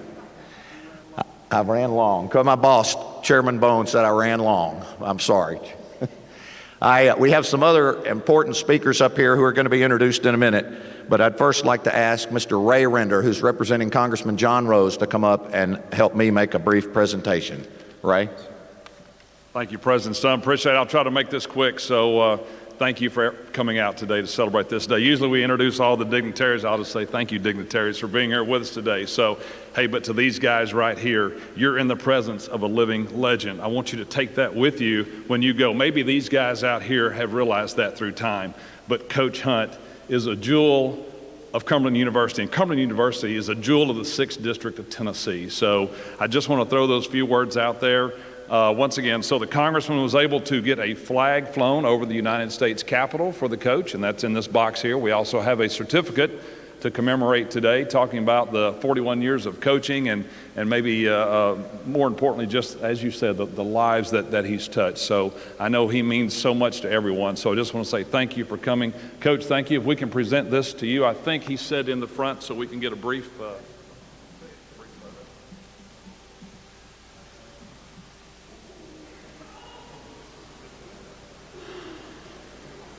Coach Hunt being presented with his flag that's flown over the U.S. Capitol in his honor. Not a small deal. We cover those minutes. Well, it's a pleasure to see everybody here today, and I thank you for coming. We have some special guests that I'd like to point out to you. You're going to hear from some of them you will not. The first is Senator Mark Pody. Just give us a wave, and we'll see you in a minute. And then Mayor Rick Bell and Mayor Randall Hutto. Thank you all for being here. And we also have with us, and I don't see her, Melanie Mentor, who is president of the Lebanon Chamber of Commerce. But there's some trustees here. Dr. Robert Bone, who served as chairman for 20 years of this board, is sitting over here. Frank Rudy is nearby. Frank, where are you? And current vice chairman, Randall Clemens, is in the audience. So we welcome you all and thank you for being here.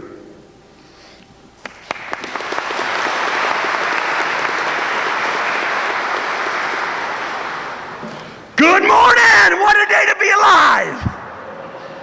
Listen, I am not going to be near as elegant as our president. And he held up a baseball and he had all statistics and such, and I was impressed. He just going these things right off the top of his head. He knew it. I've got notes I've got to follow. But one thing I want to tell about Coach Hunt, and I've got a proclamation before I get into this, but I didn't know Coach Woody Hunt as a coach. I knew him as somebody that was so involved in the Lord Jesus Christ. He's a member of the Gideons, and he would pass out Bibles, and he'd help us pass out Bibles all over the world. So when you go to a hotel, motel, and such, you literally see a Bible, and it's because of somebody like Coach Hunt. And I'm going to tell you, some of the players that I've known in the past that I've gotten to talk to, in fact, I was on Coleman yesterday and even called one out, John Hunt, where they'd say, Coach Hunt made a difference to me, not just on the ball field, but in my life and in my walk with Lord Jesus Christ. So Coach, I just want to tell you thank you for that. When you die and you go to heaven, there's going to be something like this that's going to be all the people that you've helped get to heaven. And I just truly, as a Christian brother, want to thank you for that. Let's give him a hand for that.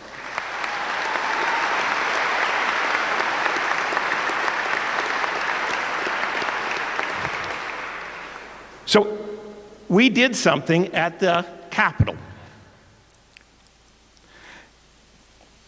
And whenever we do a joint resolution, this means it goes into the history books of the state of Tennessee, and it's something that somebody can look up generations from now. So we passed a special resolution. It's a joint resolution number 96, and it's going to say, and this is by State Representative Clark Boyd and myself, and it says to honor Coach Woody Hunt at Cumberland University on the occasion of his retirement. Whereas the members of this General Assembly take great pleasure in recognizing the winningest active coach in college baseball history, Coach Woody Hunt of Cumberland University. And whereas Coach Hunt has announced his plans to retire following the 2021 campaign, which marks his 41st season as Cumberland's head coach. And whereas Coach Hunt leaves behind an indelible legacy, an extensive list of accomplishments that will long stand unsurpassed. Whereas he has led Cumberland University to 3 NAIA national titles, 2 national runner-up finishes, 12 total trips to the NAIA World Series, 20 regular season conference championships, and 1,608 victories at the time this was written. That placed him first among his peers, and whereas Coach Hunt has coached and developed 64 NAIA All-Americans, 99 of his players have played professional baseball. And whereas it comes no surprise that Coach Hunt of his caliber has received numerous Honors including 17 Coach of the Year awards, the Pat Summit Lifetime Achievement Award, the Fred Russell Distinguished American Award, and induction to 6 Hall of Fames. And whereas Coach Hunt has made a lasting impression both as a coach and leader of young men, and his legacy goes far beyond the game of baseball. And whereas he prepared players to succeed in life after their days on the diamond, and has emphasized the importance of community service as part of a well-rounded life. And whereas many of his many accomplishments and accolades aside, Woody Hunt is most grateful for the love and companionship he shares with his faithful partner and wife of 48 years, Irma Hunt. And it was such a class that you all did to honor her with those flowers. My heart was so good. And Woody, I just appreciate that kind of marriage enduring. Thank you so very much. Be it resolved by the Senate of the 112th General Assembly of the state of Tennessee, and the House of Representatives concurring, that we want to honor Coach Woody Hunt of Cumberland University on the occasion of his retirement and recognize him as one of the greatest baseball coaches of all time, and extend to him our best wishes for his much continued success and happiness in the future. And this is signed by the Speaker of the Senate, Randy McNally, Speaker of the House, Cameron Sexton, Clark Boyd, State Representative, myself, and Governor Bill Lee. Let's give him a hand.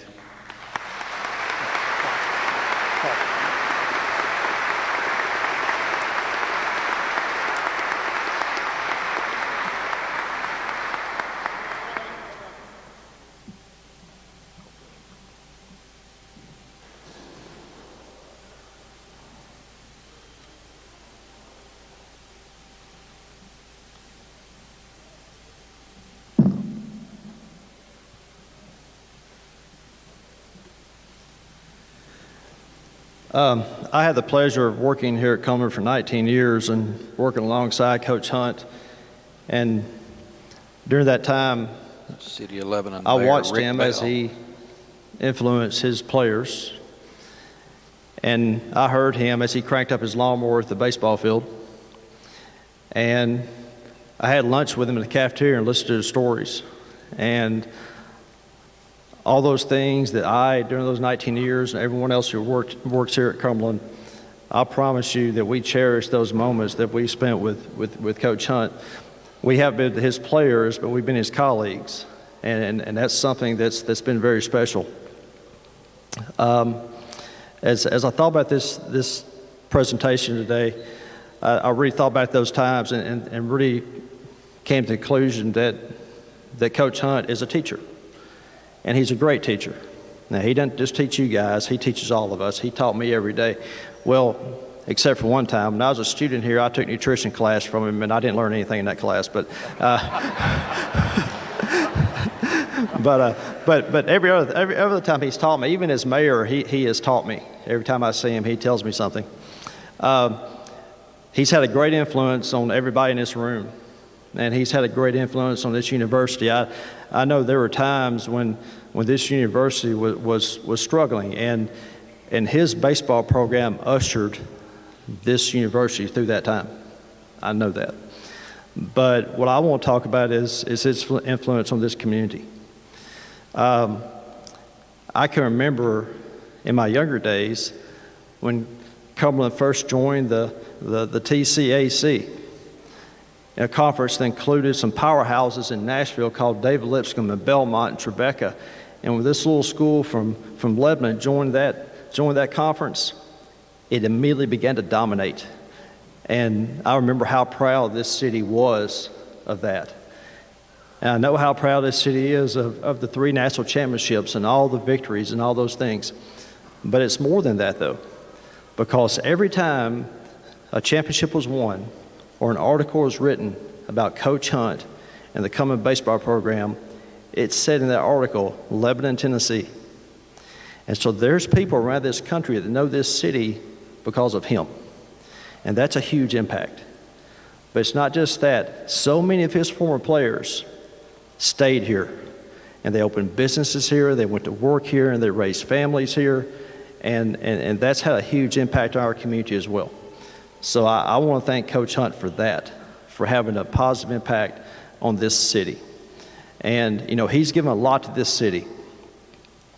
And this city, I promise you, is ready to give a lot to him because I know he likes to win, but he also likes a free meal, and we will give it to him.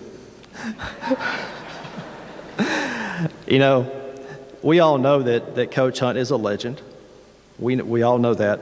But today, though, I want to make it official and give him something we've given rarely in our city's history, but it's called the Legends of Lebanon Award to Coach Woody Hunt. So congratulations.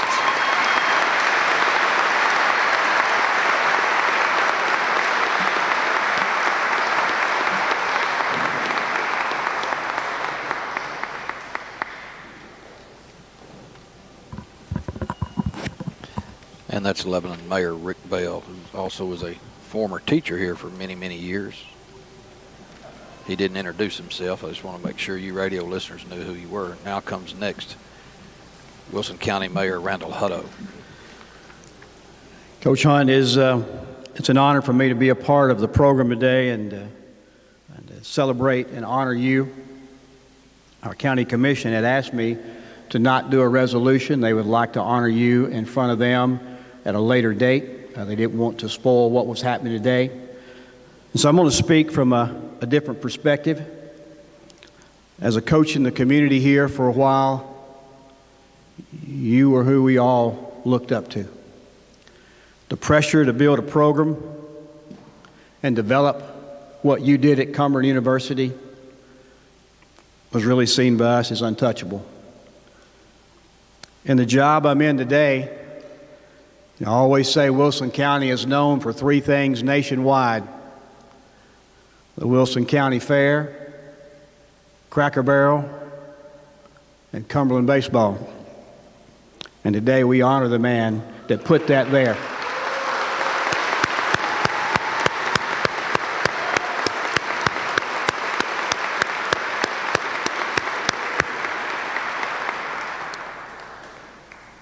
For 43 years, Coach Hunt has called Cumberland University his home. That's very rare in jobs, marriages, or really anything else anymore, for people to stay with something as long as he did. 3 national championships that you see on these banners up here in 2004, 2010, 2014, 2 runner-up finishes in 1995, and in 2006, 12 trips to the World Series, 20 regular season conference champions.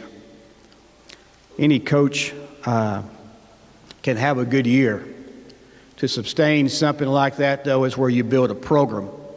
And that's what he did to establish that name all across this nation. So as far as the game of baseball, Coach, you are remarkable. As a person, you've won numerous awards, too many for me to mention. 17 Coach of the Year, elected to 6 different Hall of Fames, named to the Fred Russell Distinguished American Award. As a leader, Coach, you had 64 NIA All-Americans. 99 of your players have went pro. As a builder and a fundraiser, just look at our facilities, because all of that's done from scratch. This is the home that Woody Hunt built, and it's second to none. And I don't want you to get me wrong, because all of these are great accolades. All of them are great awards. But I believe the real reason we're here, and it's already been mentioned twice, the real reason that you're a legend is the lives that you have changed. The lives you've changed for now, and the lives that you've changed for eternity. You know, as young men, and I know some of them that came into this program, they come in as a shell, and you work on them. And many times they don't really care for you. But when they leave this place, you have developed them physically, mentally, and spiritually. Physically, they can play the game of baseball better than anybody else. Mentally, they're prepared to take whatever this world dishes at them. And spiritually, they've had the opportunity to know the person that could secure their eternity, and that's Jesus Christ. So with all of these awards today, Coach, and I know you personally, I really think the greatest award is yet to come. And that's when you meet your Maker, and He says, "Well done, my good and faithful servant." Coach, I don't have anything to hand you today beside to tell you that we all love you. Thank you so much for what you've dedicated to us.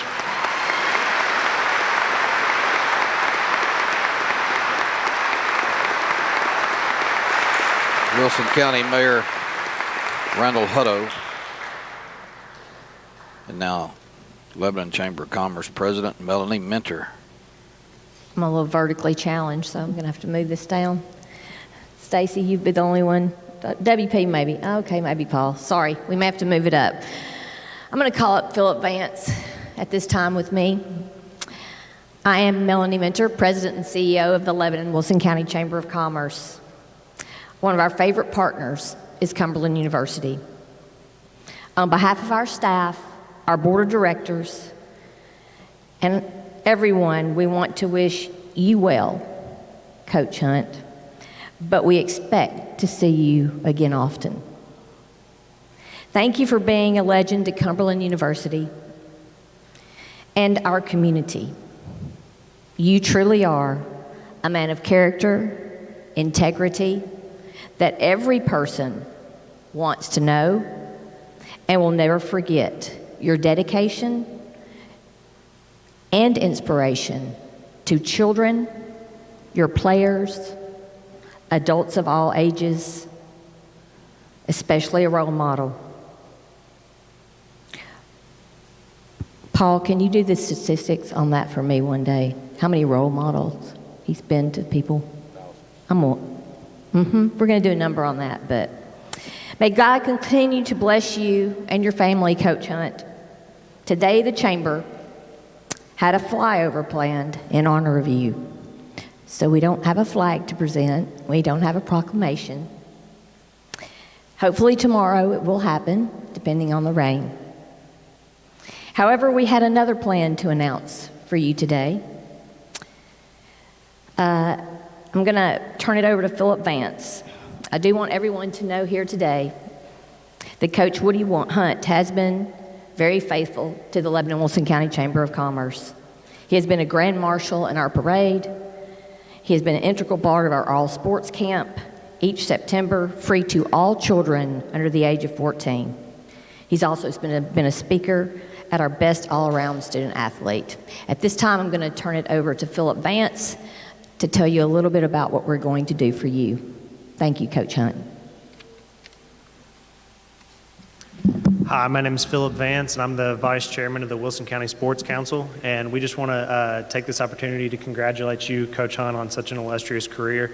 And we also just want to take this opportunity to announce that starting next year, we at the Sports Council will be adding the Coach Woody Hunt Scholarship in your honor. So we just want to thank you and congratulate you, and that scholarship will be in the amount of $500 that we will award to a local student athlete. So thank you, Coach Hunt.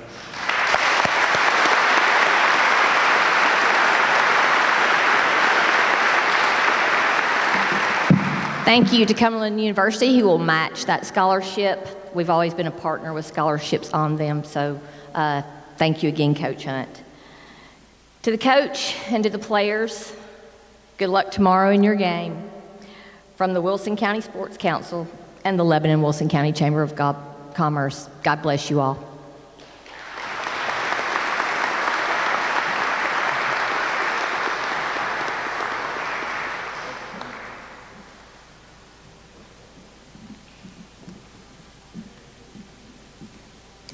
Good morning. My name is Stacy Galentine. I'm the Vice President for Advancement for Cumberland University.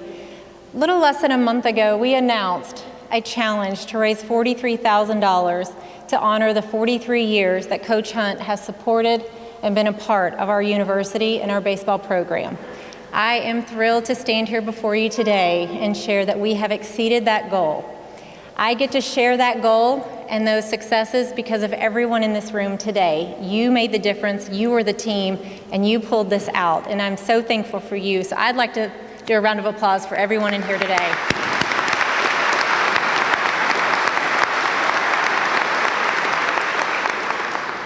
So in the words of Coach Hunt, now I'd like to go above and beyond. Let's see what we can do beyond this goal.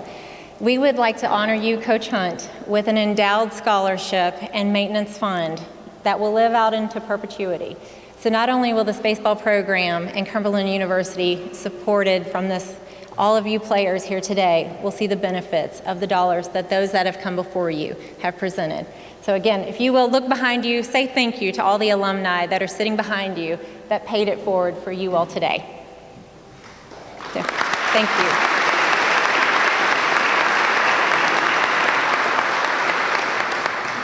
So again, I would like to thank each and every one of you for your support. And Coach, I want to thank you for instilling your whole heart, not only into Cumberland University, but to this baseball program. You've left quite the legacy, and I thank you. Thank you all.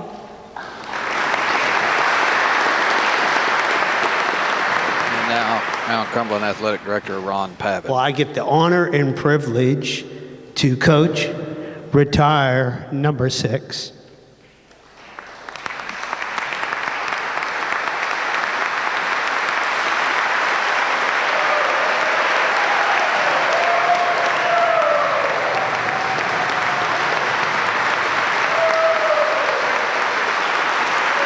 Another standing ovation for Coach Hunt as Coach Pavin hands him his newly retired number 6. Nobody's worn that number at Cumberland since Woody Hunt took over in '82. Nobody will ever wear it again.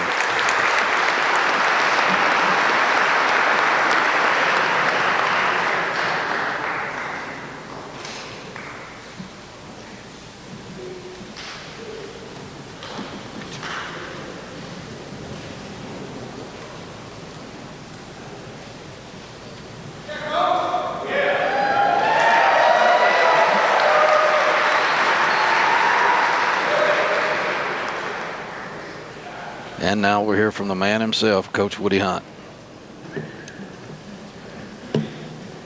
Well, I guess it's my time. I just changed my mind. I don't think I'm going to retire.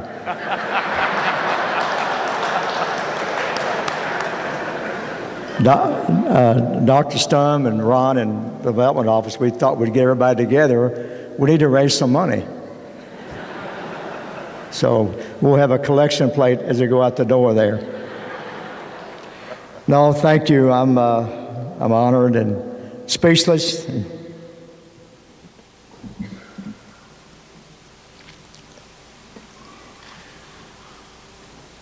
I'll be okay.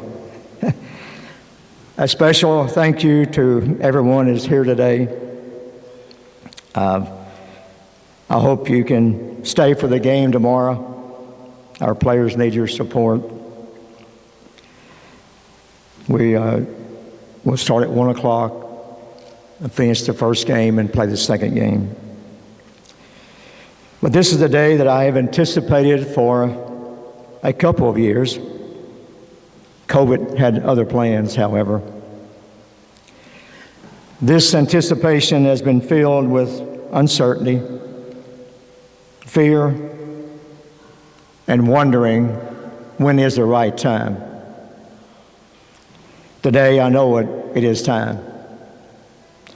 I am at peace with this decision.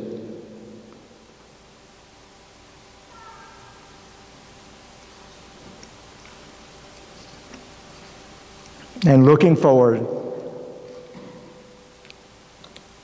to the next step in my life.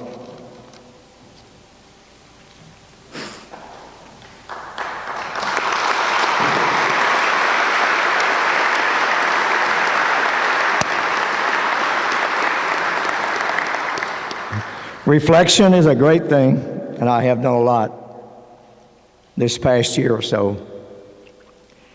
As I have reflected, I came to realize that my retirement is not about me, but about the people who have made my career possible. In 1977, I came to Lebanon, chasing my dream.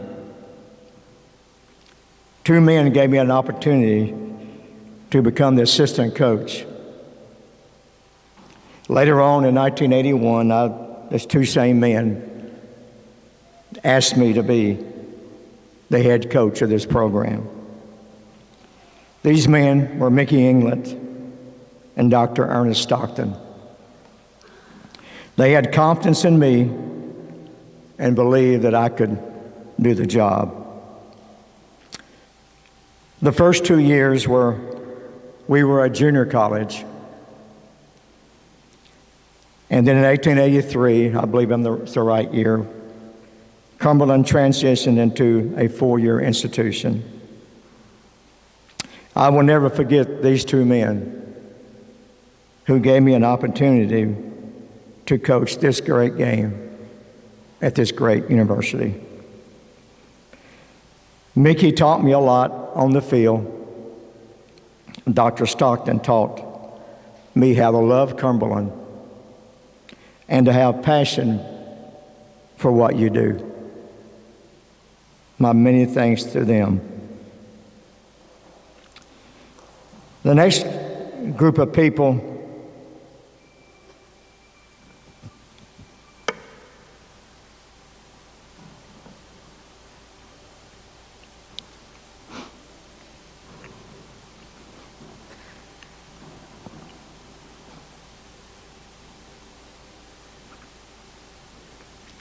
are my family.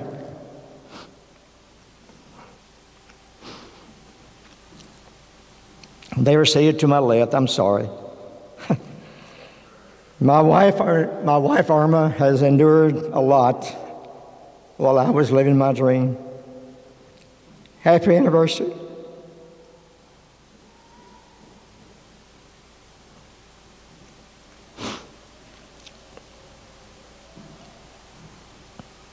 To her, as we've been married 49 years this past Thursday.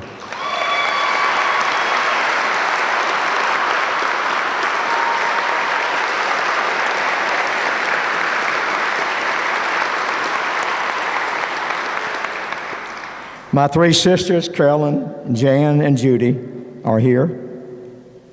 Stand up.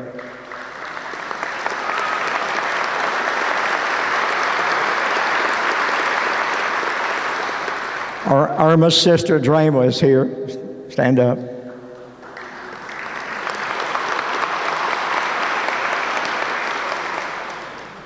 Two of my brother-in-laws are here. One couldn't make it. Men I love dearly. Stand up.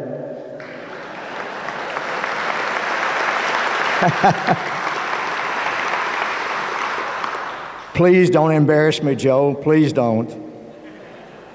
Maybe the craziest guy I know I've ever been around is Joe Noel, my brother-in-law. Junior keeps him sane when he can. Nieces and nephews and other relatives are here. My niece Missy is here. She graduated from Cumberland in 1985 or 86, I believe. Is that right?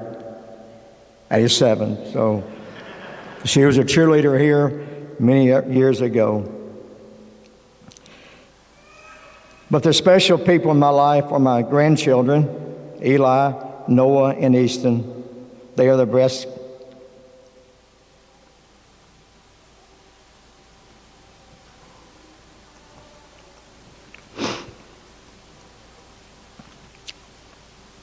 And my two darlings, Riley and Lala.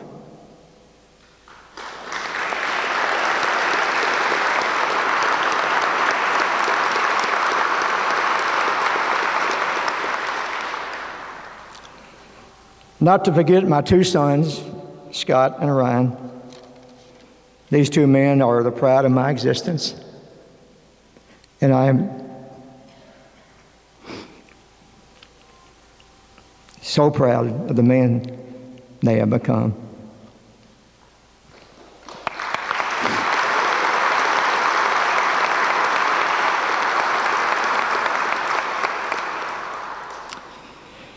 The next group of people who have helped me along the way are the professionals from Cumberland University, the professors, the maintenance people. I hope Jimmy is here somewhere. The cafeteria workers, Lewis, one of my dearest friends, and all the security people. The legend number one, where is he? There's legend number one. Raise your hand.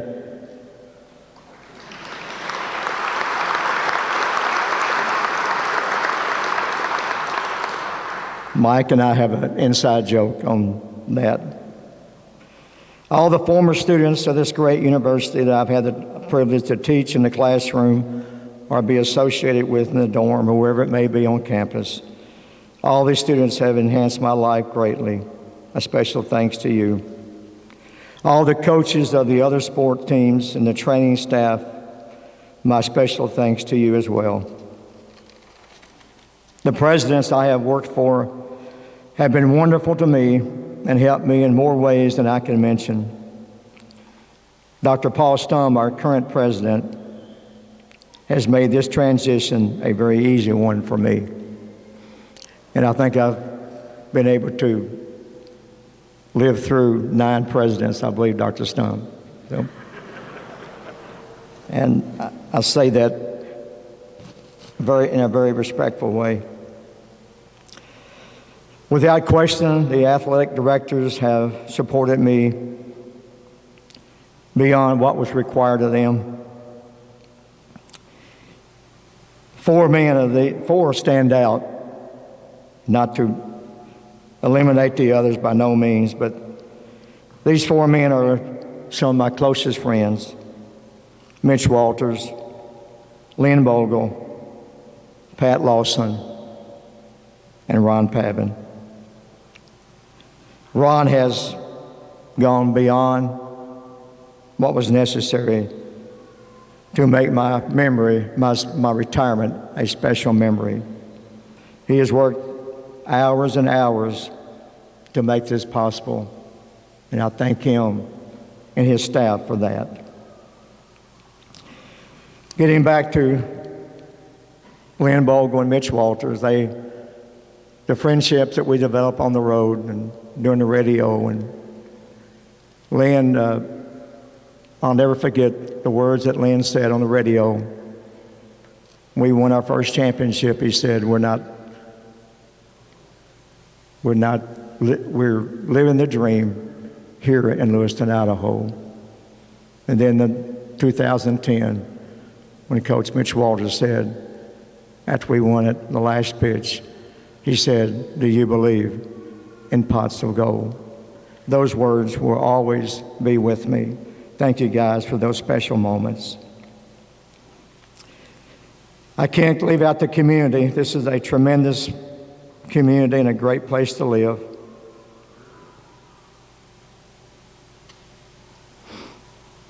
I could not have developed our facility and program without the help of the people of Lebanon and Wilson County. There's so many people I've asked favors of and have gone to, all the mayors of this city, administrators. I know at times I've worried everybody to death, but I wanted them to be part of developing our facility, and they were really behind me. My church, Emmanuel Baptist, has been a big part of my family's life. Since 1984.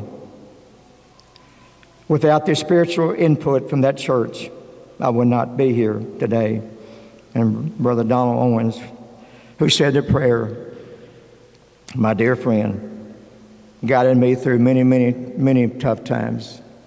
I'm so thankful for him and all the pastors from Emmanuel Baptist Church. Speaking of the community, I would like to mention this.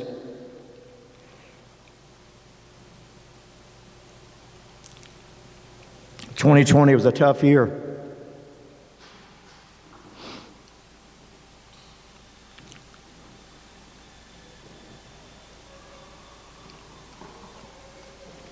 It was a tough year for everybody in the country.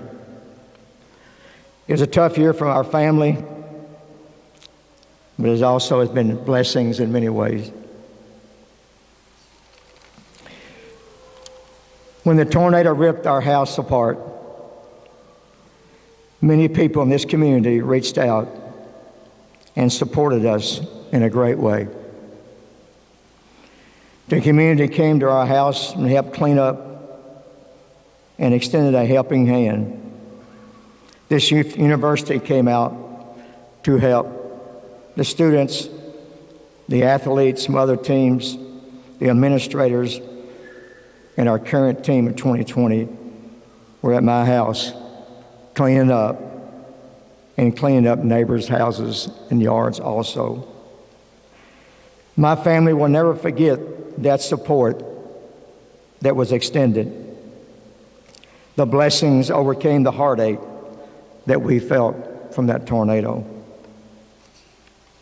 I cannot thank this community enough. When COVID hit, me and my wife, Irma, we went down together.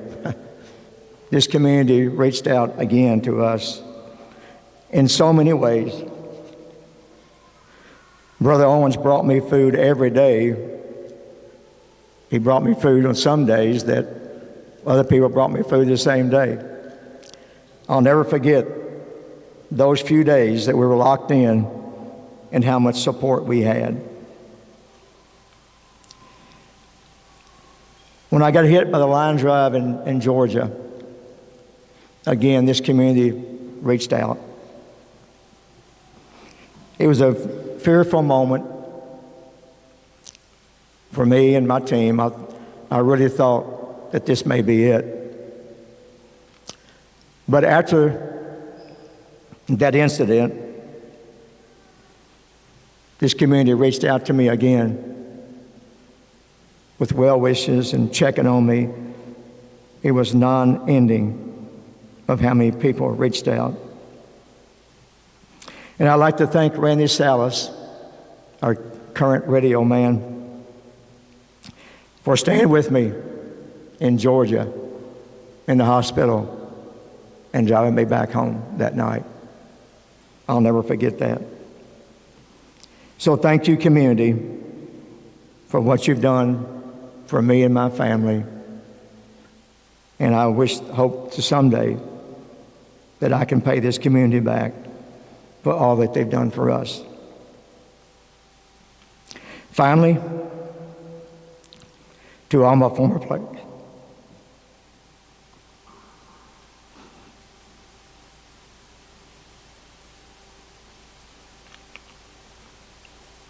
I'm sorry.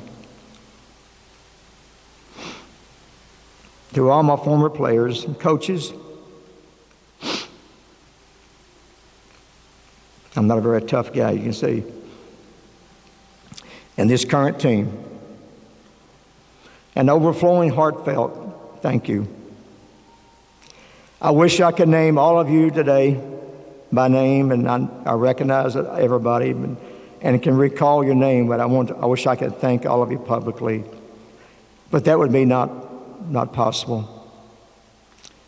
No player or coach stands alone. All of you have enhanced my life more than you know.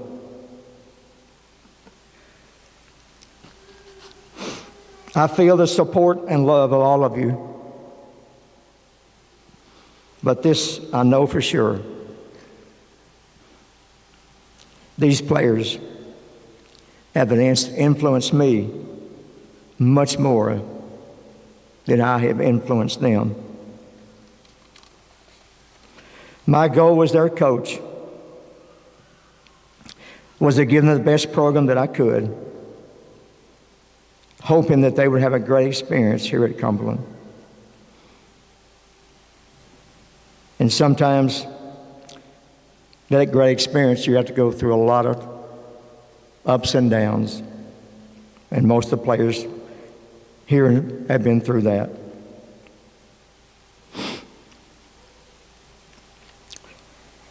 I would like to remember those players who have passed away,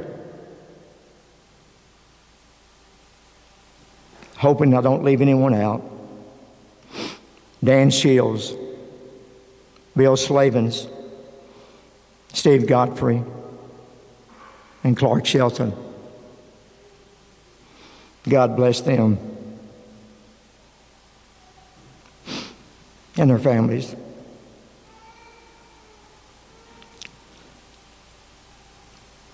To all my players, from the days of assistant coach or head coach, if you are present or not, I am deeply grateful, and I love you all. To wrap this up, words cannot express how I feel and how thankful I am to everyone who has helped me on this tremendous journey. A journey can go many directions and can have a lot of ups and downs. It involves many circumstances, a lot of happiness and some sadness. My journey at Cumberland has been an unbelievable experience and almost surreal.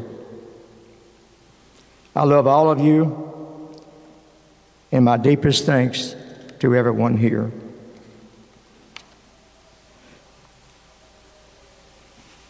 I would like to do one more thing. I hope this is not inconvenient. I would like for all the former players to come forward and get in front of me, please. And the current team also.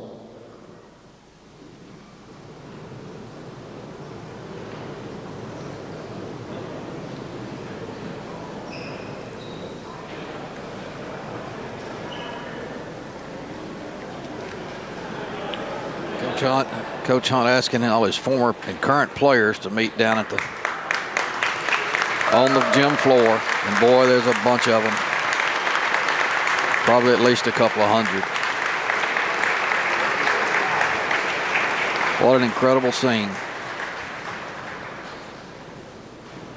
Come closer if you can, if you have to.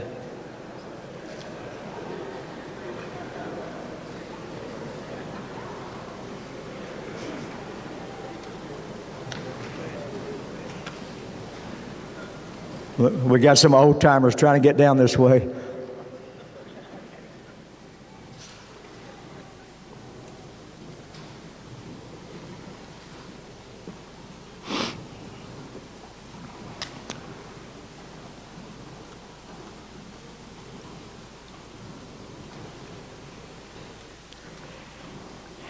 These are the guys in front of me that created the success of our baseball program. This baseball program is about them and not me. Some cannot make it, and my sincere thanks to them also. These players put up with me, and I sometimes was very difficult to deal with. I only wish I could have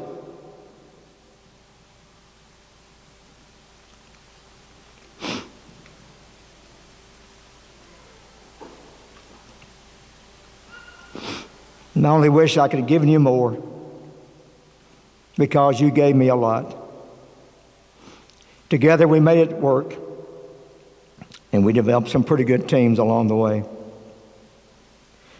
But it is the relationships that have been formed that we will all remember. I'm begging and asking all you players, let's stay together. We are one. We are Cumberland baseball. Some last words for you players. As you've heard many speeches from me, but just got a couple other things. I want you to keep chasing rainbows in your life, because there are many pots of gold to be found. Honk as you lead, honk as you follow. And that word honk, we all know what that means. Believe in your dreams, because dreams are somewhat improbable, but always possible. And finally, go beyond. Go beyond. reach for the stars, make a difference in this world. I thank you from the bottom of my heart for making this program what it is. If I can do anything for any of you, please stay in contact. We must stay together. And I hope to see you next year when I become a fan. Thank you again. I love all of you. God bless.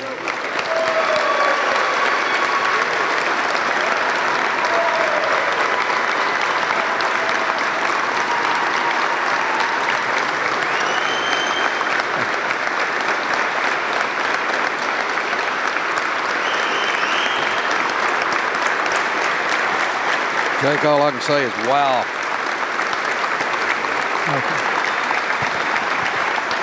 Randy, that's about all I can give right now. All you players stay right there. The first team wants, and then there's the second team wants to make a presentation, and then we have something else. Stay right here, Coach. Got more to come. More surprises. Stay tuned.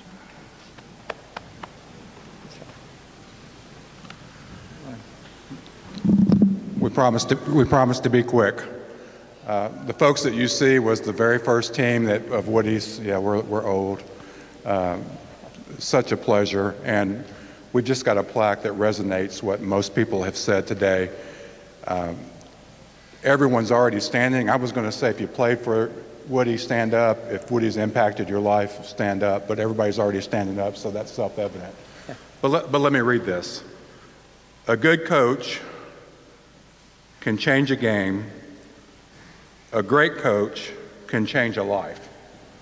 So on behalf of all these people and those that couldn't make it, thank you for being a good coach and changing our game.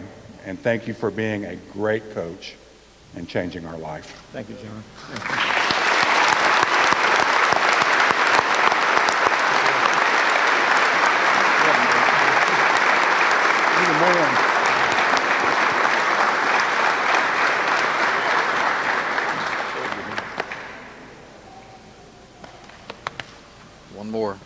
One more presentation from another group of former players.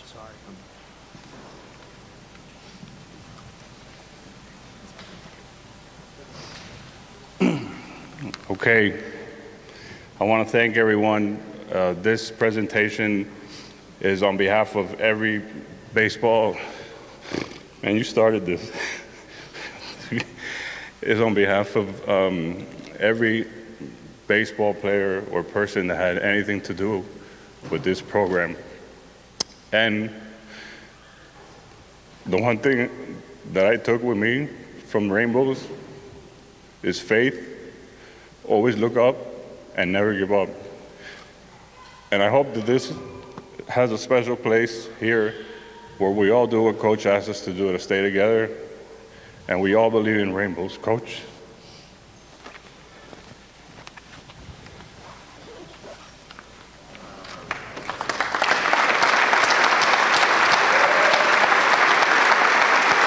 That's Mark Suarez, played here in the late 90s, along with Sandy Roga, and they have presented Coach Hunt with a large portrait of him with a rainbow going over him. For those of you who are familiar with Cumberland baseball, you know rainbows have been a big part. Beautiful picture, beautiful portrait from former catcher Mark Suarez, former pitcher Sandy Roga. It came from a bunch of others, but those are the two on stage now. Thank you, Coach. We love you. Wow, what an emotional scene. As we close this out, remember, Ryan Hunt is our new coach.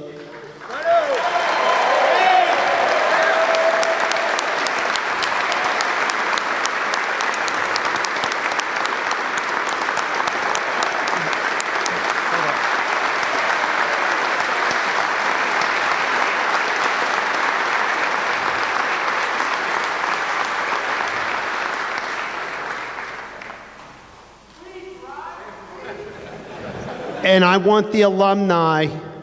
We hired a great new coach, and we want this alumni to come back for that first game and continue on. And Ryan, before I close out, you can say a word.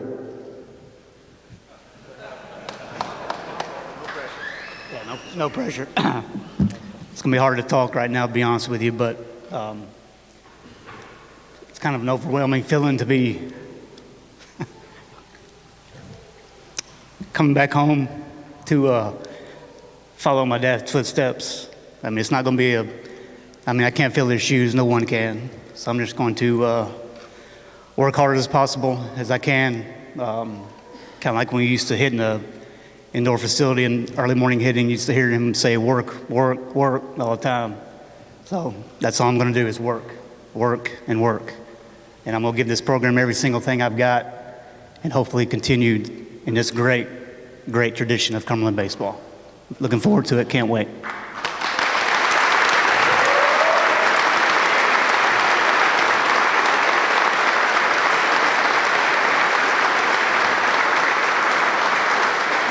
This concludes the celebration. We would like to have different classes, the 80s, 90s, and 2000s. Pictures will go to the wall over on the right. But thank you, and God bless. And go Cumberland Phoenix.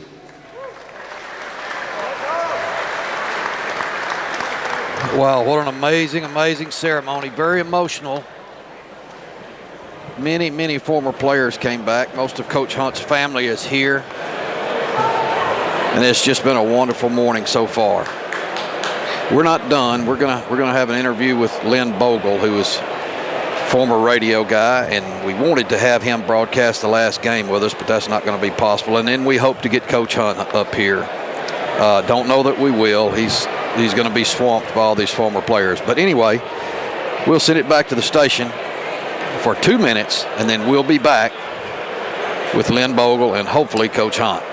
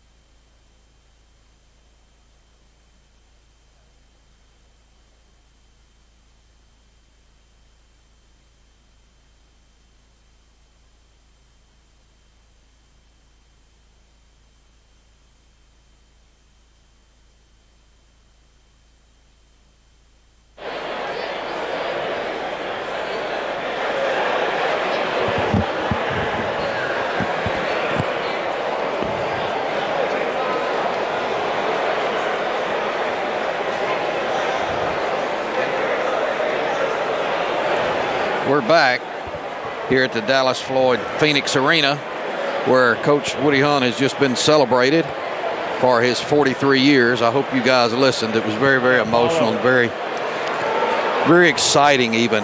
And speaking of excited, I'm very excited now to have the original voice of the Bulldogs before we were Phoenix, Mr. Lynn Bogle. Lynn, thank you so much for joining us. I was going to tell our listeners, I wanted to have you do the last game with us, Woody's final game, but that's not going to be possible. So I'm glad you're up here doing this with us. I appreciate it. Well, I wouldn't miss celebrating with Coach Hunt. He's to say that he's an icon would be an understatement, and just following Woody around all the many places and memories that I have with Cumberland baseball, so special to me, and I'm so thankful that all these people turned out. It just shows you what the program really is all about, and it's these young guys. And so many former players are here, and townsfolk too. They're not all former players, but I thought it was funny, and knowing Coach Hunt like we do, it's not unusual when he said, "I'll never forget what Lynn Bogle said in Idaho," and then he promptly forgot it. What you said, and folks, if you're a longtime listener, you'll know what he said when that final out was made. We're not just chasing the dream, we're living the dream. Great call. Well, you know, Lewiston has special memories for a lot of folks, and I know Woody always said on Memorial Day, I'd like to be in Lewiston, Idaho. But I think back to some of the great games and memories that I have. Philip Quadrado hitting that home run at Veterans Field that sent us to the World Series. But one story that came to my mind, Randy, actually happened down in Jackson, Tennessee. Sort of speaks to who Woody Hunt is. We had a situation where we got a rain out. We're playing to go to the World Series, and one of our backup catchers decided to break a team rule, and the starting catcher was rooming with him, and Woody found out about it, promptly sent the backup catcher home, and then said to the starting catcher, "You know better, you should have stopped him, you're going home too." And I'm sitting there thinking, well, who's going to catch in this game? And lo and behold, we catch Philip Quadrado, their third baseman, and we win the ball game and go on to the World Series. But the thing that has always impressed me about Woody is that he never compromised the integrity of the program for the victory. Yes. And it says a lot about who and what he is. When I was AD here, we had 2 All-Americans that transferred in, and they got into a little bit of trouble. We knew they had committed the violation, and Woody and I met with them, and he said, "I'm going to ask you one time, did you do this? If you did, there's consequences, but I'm not going to tolerate a lie," which ended up the 2 All-Americans went home. So, well, again, it's just another statement of what Woody's all about. Randy, I have so many memories from Villahermosa, Mexico, and going to represent the United States. I remember the Bulldogs playing a Cuban team that started an Olympic pitcher, and they beat us 1-0. Who would have ever dreamed that a small school like Cumberland would have an impact like that? And I think the words of all these people who went to the microphone today speaks loudly for what this program has meant to this community and all around the country. It's so fun for me that I'm Facebook friends with a lot of these former players, and to see them grow up with their families now. Sure. And hopefully future members of Phoenix baseball. Well, and you and Coach Walters, you started in, what'd you tell me, 89, doing the games on the radio? 91 to 06, yeah. To 06. Coach Walters was with you almost that entire time, and then even after, right? Right. So you and Coach Walters are as much a part of Cumberland baseball, almost as much a part as Woody Hunt. I was thinking back when I played here in 70, 71, we dressed in the old gym underneath, and when you hit the ball across the street, you ran as hard as you could, as far as you could. There was no fence, and to see how the stadium has transformed, really remarkable what Woody has done with the program.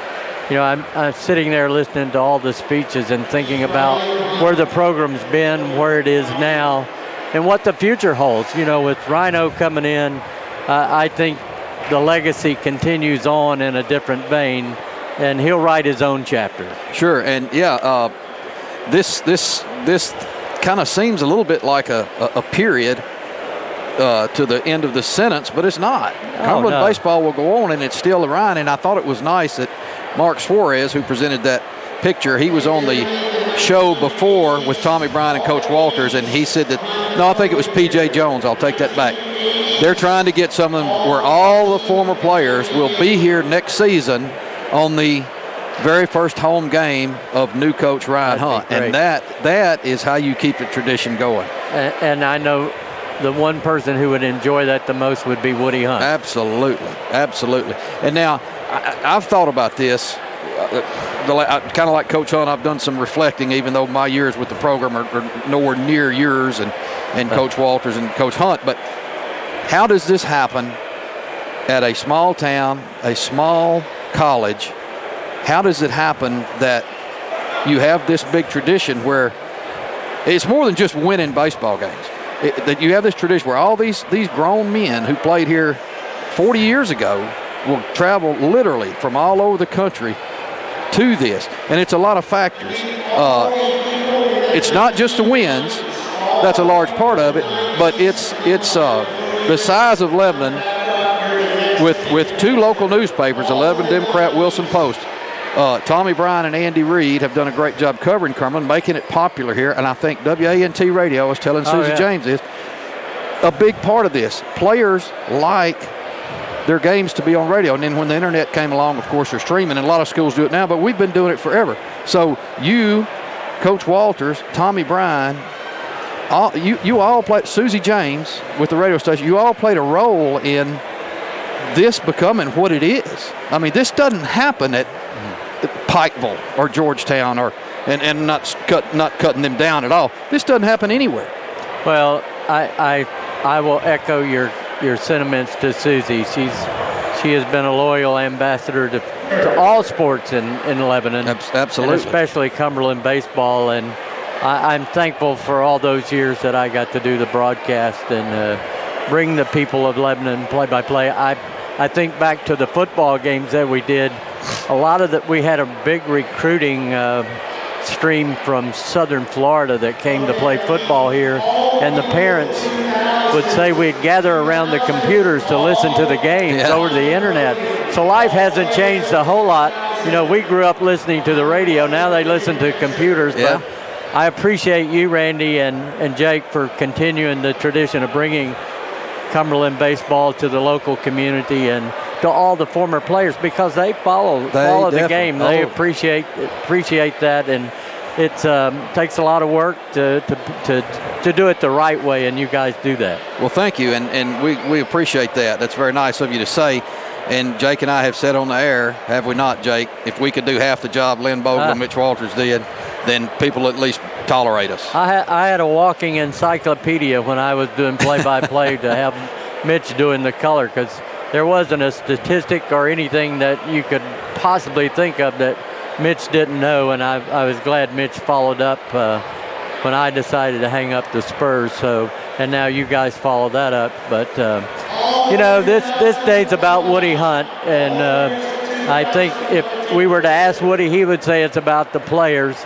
And the thing that really stuck out in my mind in that 04 championship when we did the post game, every player that came to the microphone didn't pat themselves on the back. They talked about the former players who helped build the program to get it to the place where they had the chance to win a championship. I remember that, and that's tradition builds tradition, and it builds upon itself, and that's evident here. For people who don't know this program and what Coach Hunt has built, it's really difficult to explain to them what it's like. It's really difficult to explain it to them. There's so many adjectives that you could use and words to describe it, and being around it, you get to sort of live it, if you will. And I tell you, if you're listening and haven't been to a Cumberland baseball game, you should come out and support the team. I know COVID has put us all behind the 8 ball, but next season we start anew, and we start a whole new tradition for the Cumberland baseball program. So folks that are maybe who haven't had a chance to come out, maybe tomorrow. We got and see the last game, see Woody wear that number 6. For the last time, home game tomorrow, 1 o'clock. We'll finish up the game that was shortened by darkness yesterday and then play the third game and final game of the conference season and Coach Hunt's last game at the stadium that bears his name. And that's something, folks, if you are listening, you don't want to miss. And Lynn, I honestly think, and I told Coach Pavin before this started, we were all disappointed in the rain, and we didn't, we just messed up. I think now, and Jake, you may agree, this is a blessing. Oh, it worked out perfectly. Worked out perfectly. We're in the gym. We have time. We're not trying to rush through so we can get the baseball game started. I think this is the best thing. Something like this needs its own day. There's not. You're right. I mean, look at it. We should have been playing baseball for 30 minutes right now, and in retrospect, we don't need that right now. No, we don't. This ceremony needs its own day, and I would much rather play baseball on a Sunday afternoon and give Woody Hunt, who has been here for 43 years, he needs his own day. Exactly.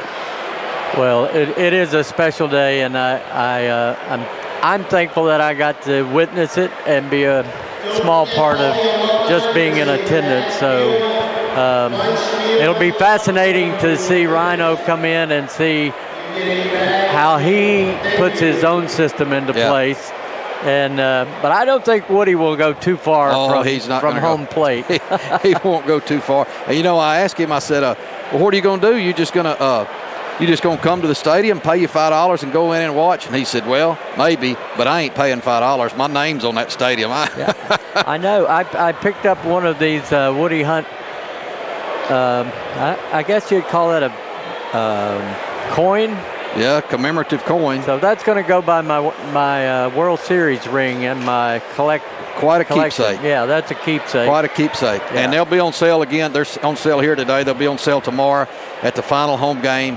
And guys, honestly, if you're listening to this, do your best to get here. You're not going to want to miss this. And certainly we hope the team can pull out a win.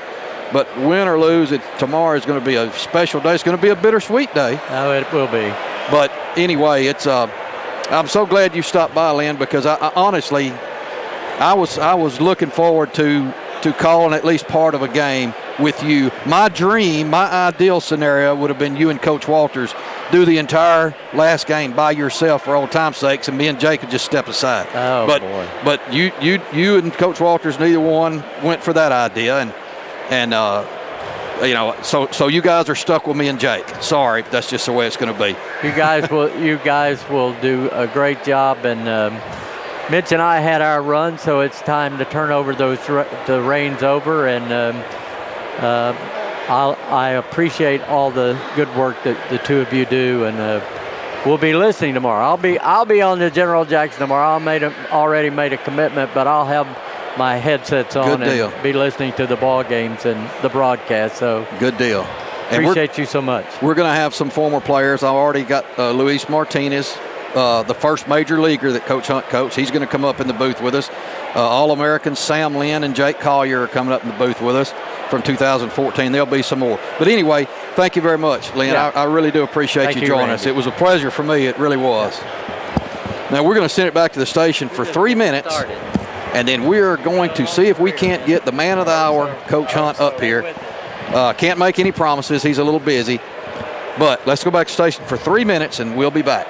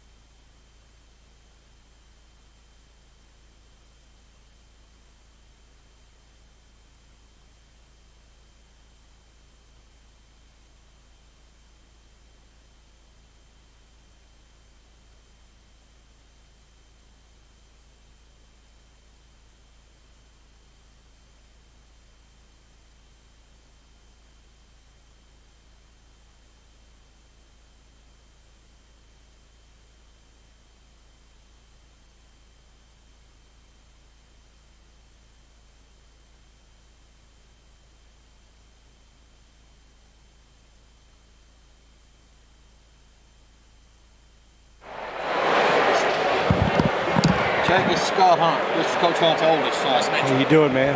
Appreciate the work you do.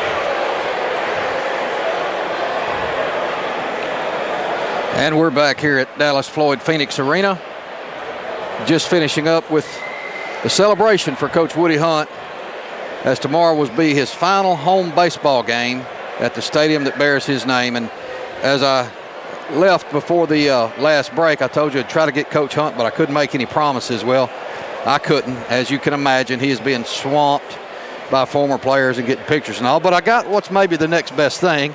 I got his son, Scott, the oldest of the two Hunt boys, Ryan being the youngest. And Scott, we're glad to have you.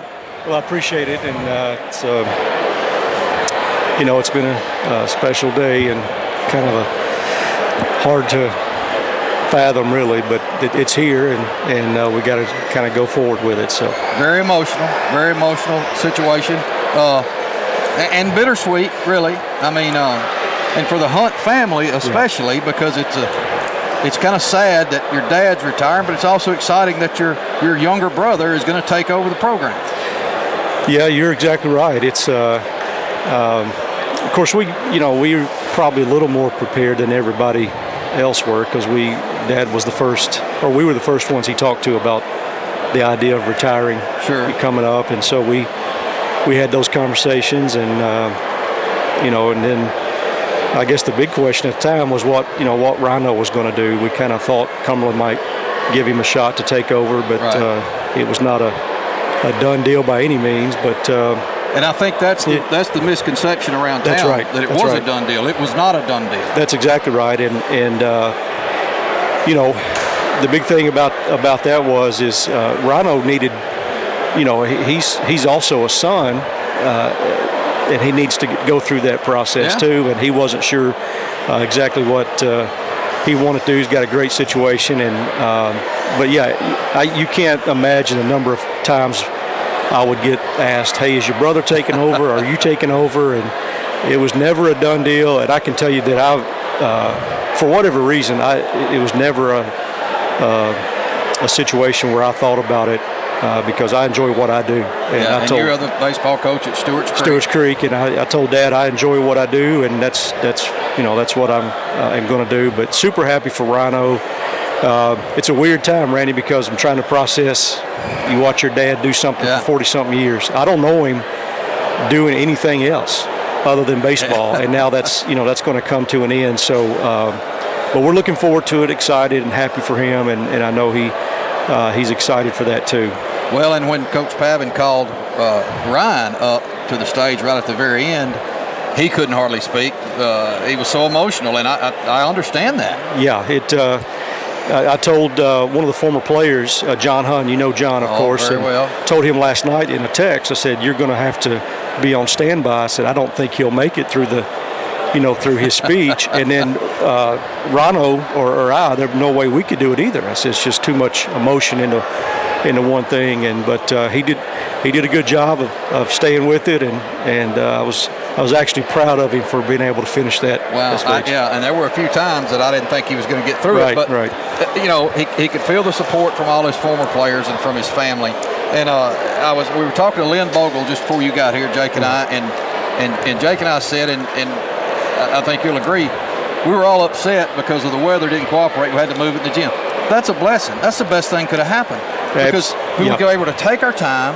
Because if we'd have had it on the field as originally planned, it would have been over, and then coach would have been scrambling to get his team ready to play baseball. Now you don't have to worry about that. You hit it right on the head. So it's a blessing. Yes, and I actually, I did, obviously, you don't want to lose a game, but you can make that game up, and I kind of thought it was going to be better to have it in here too, just like you said. It has been. And athletic director Ron Pavin, what a great job he's done. Just been a blessing to Dad, not only with the stuff that everybody sees that he carries out being an athletic director, but just behind the scenes and support he's given Dad, and always been welcome to us, and he's just he's a huge part of this. I hope people know that. Absolutely, he's done a fantastic job. This is a great setup.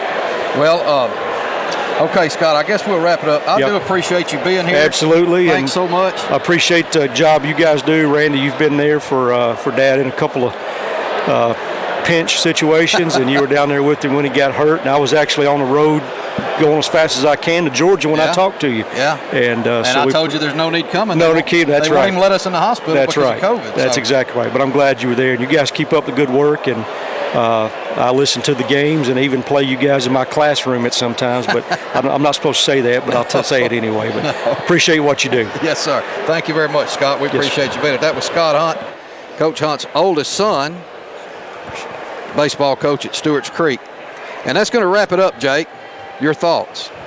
Randy, there's not much I can say about today. It's just we knew it was going to be an emotionally charged situation, and I think we've hit the nail right on the head that it was probably deserving that we had it in Dallas Wood Arena. We could have had it in the stadium named after him, but if we were going to do that, I do not want to play baseball after that. Exactly. I do not want to play baseball after that. And I think it would be hard for our players to get up and come back, and I know it would be for Coach Hunt. So this is perfect as it worked out. Sometimes you thank God for unanswered prayers, and this worked out just right. And I think just that whole situation, you go from the guy that's been doing this for 43 years, you haven't known anybody else to do it, and then you walk into the end of game 2 with the bases loaded. That's just not a good situation. No, it's not. And that's what we'll do tomorrow, as that's how the game ended yesterday. We'll pick up with bases loaded, bottom of the 7th, 2 outs, Cumberland trailing 8-1.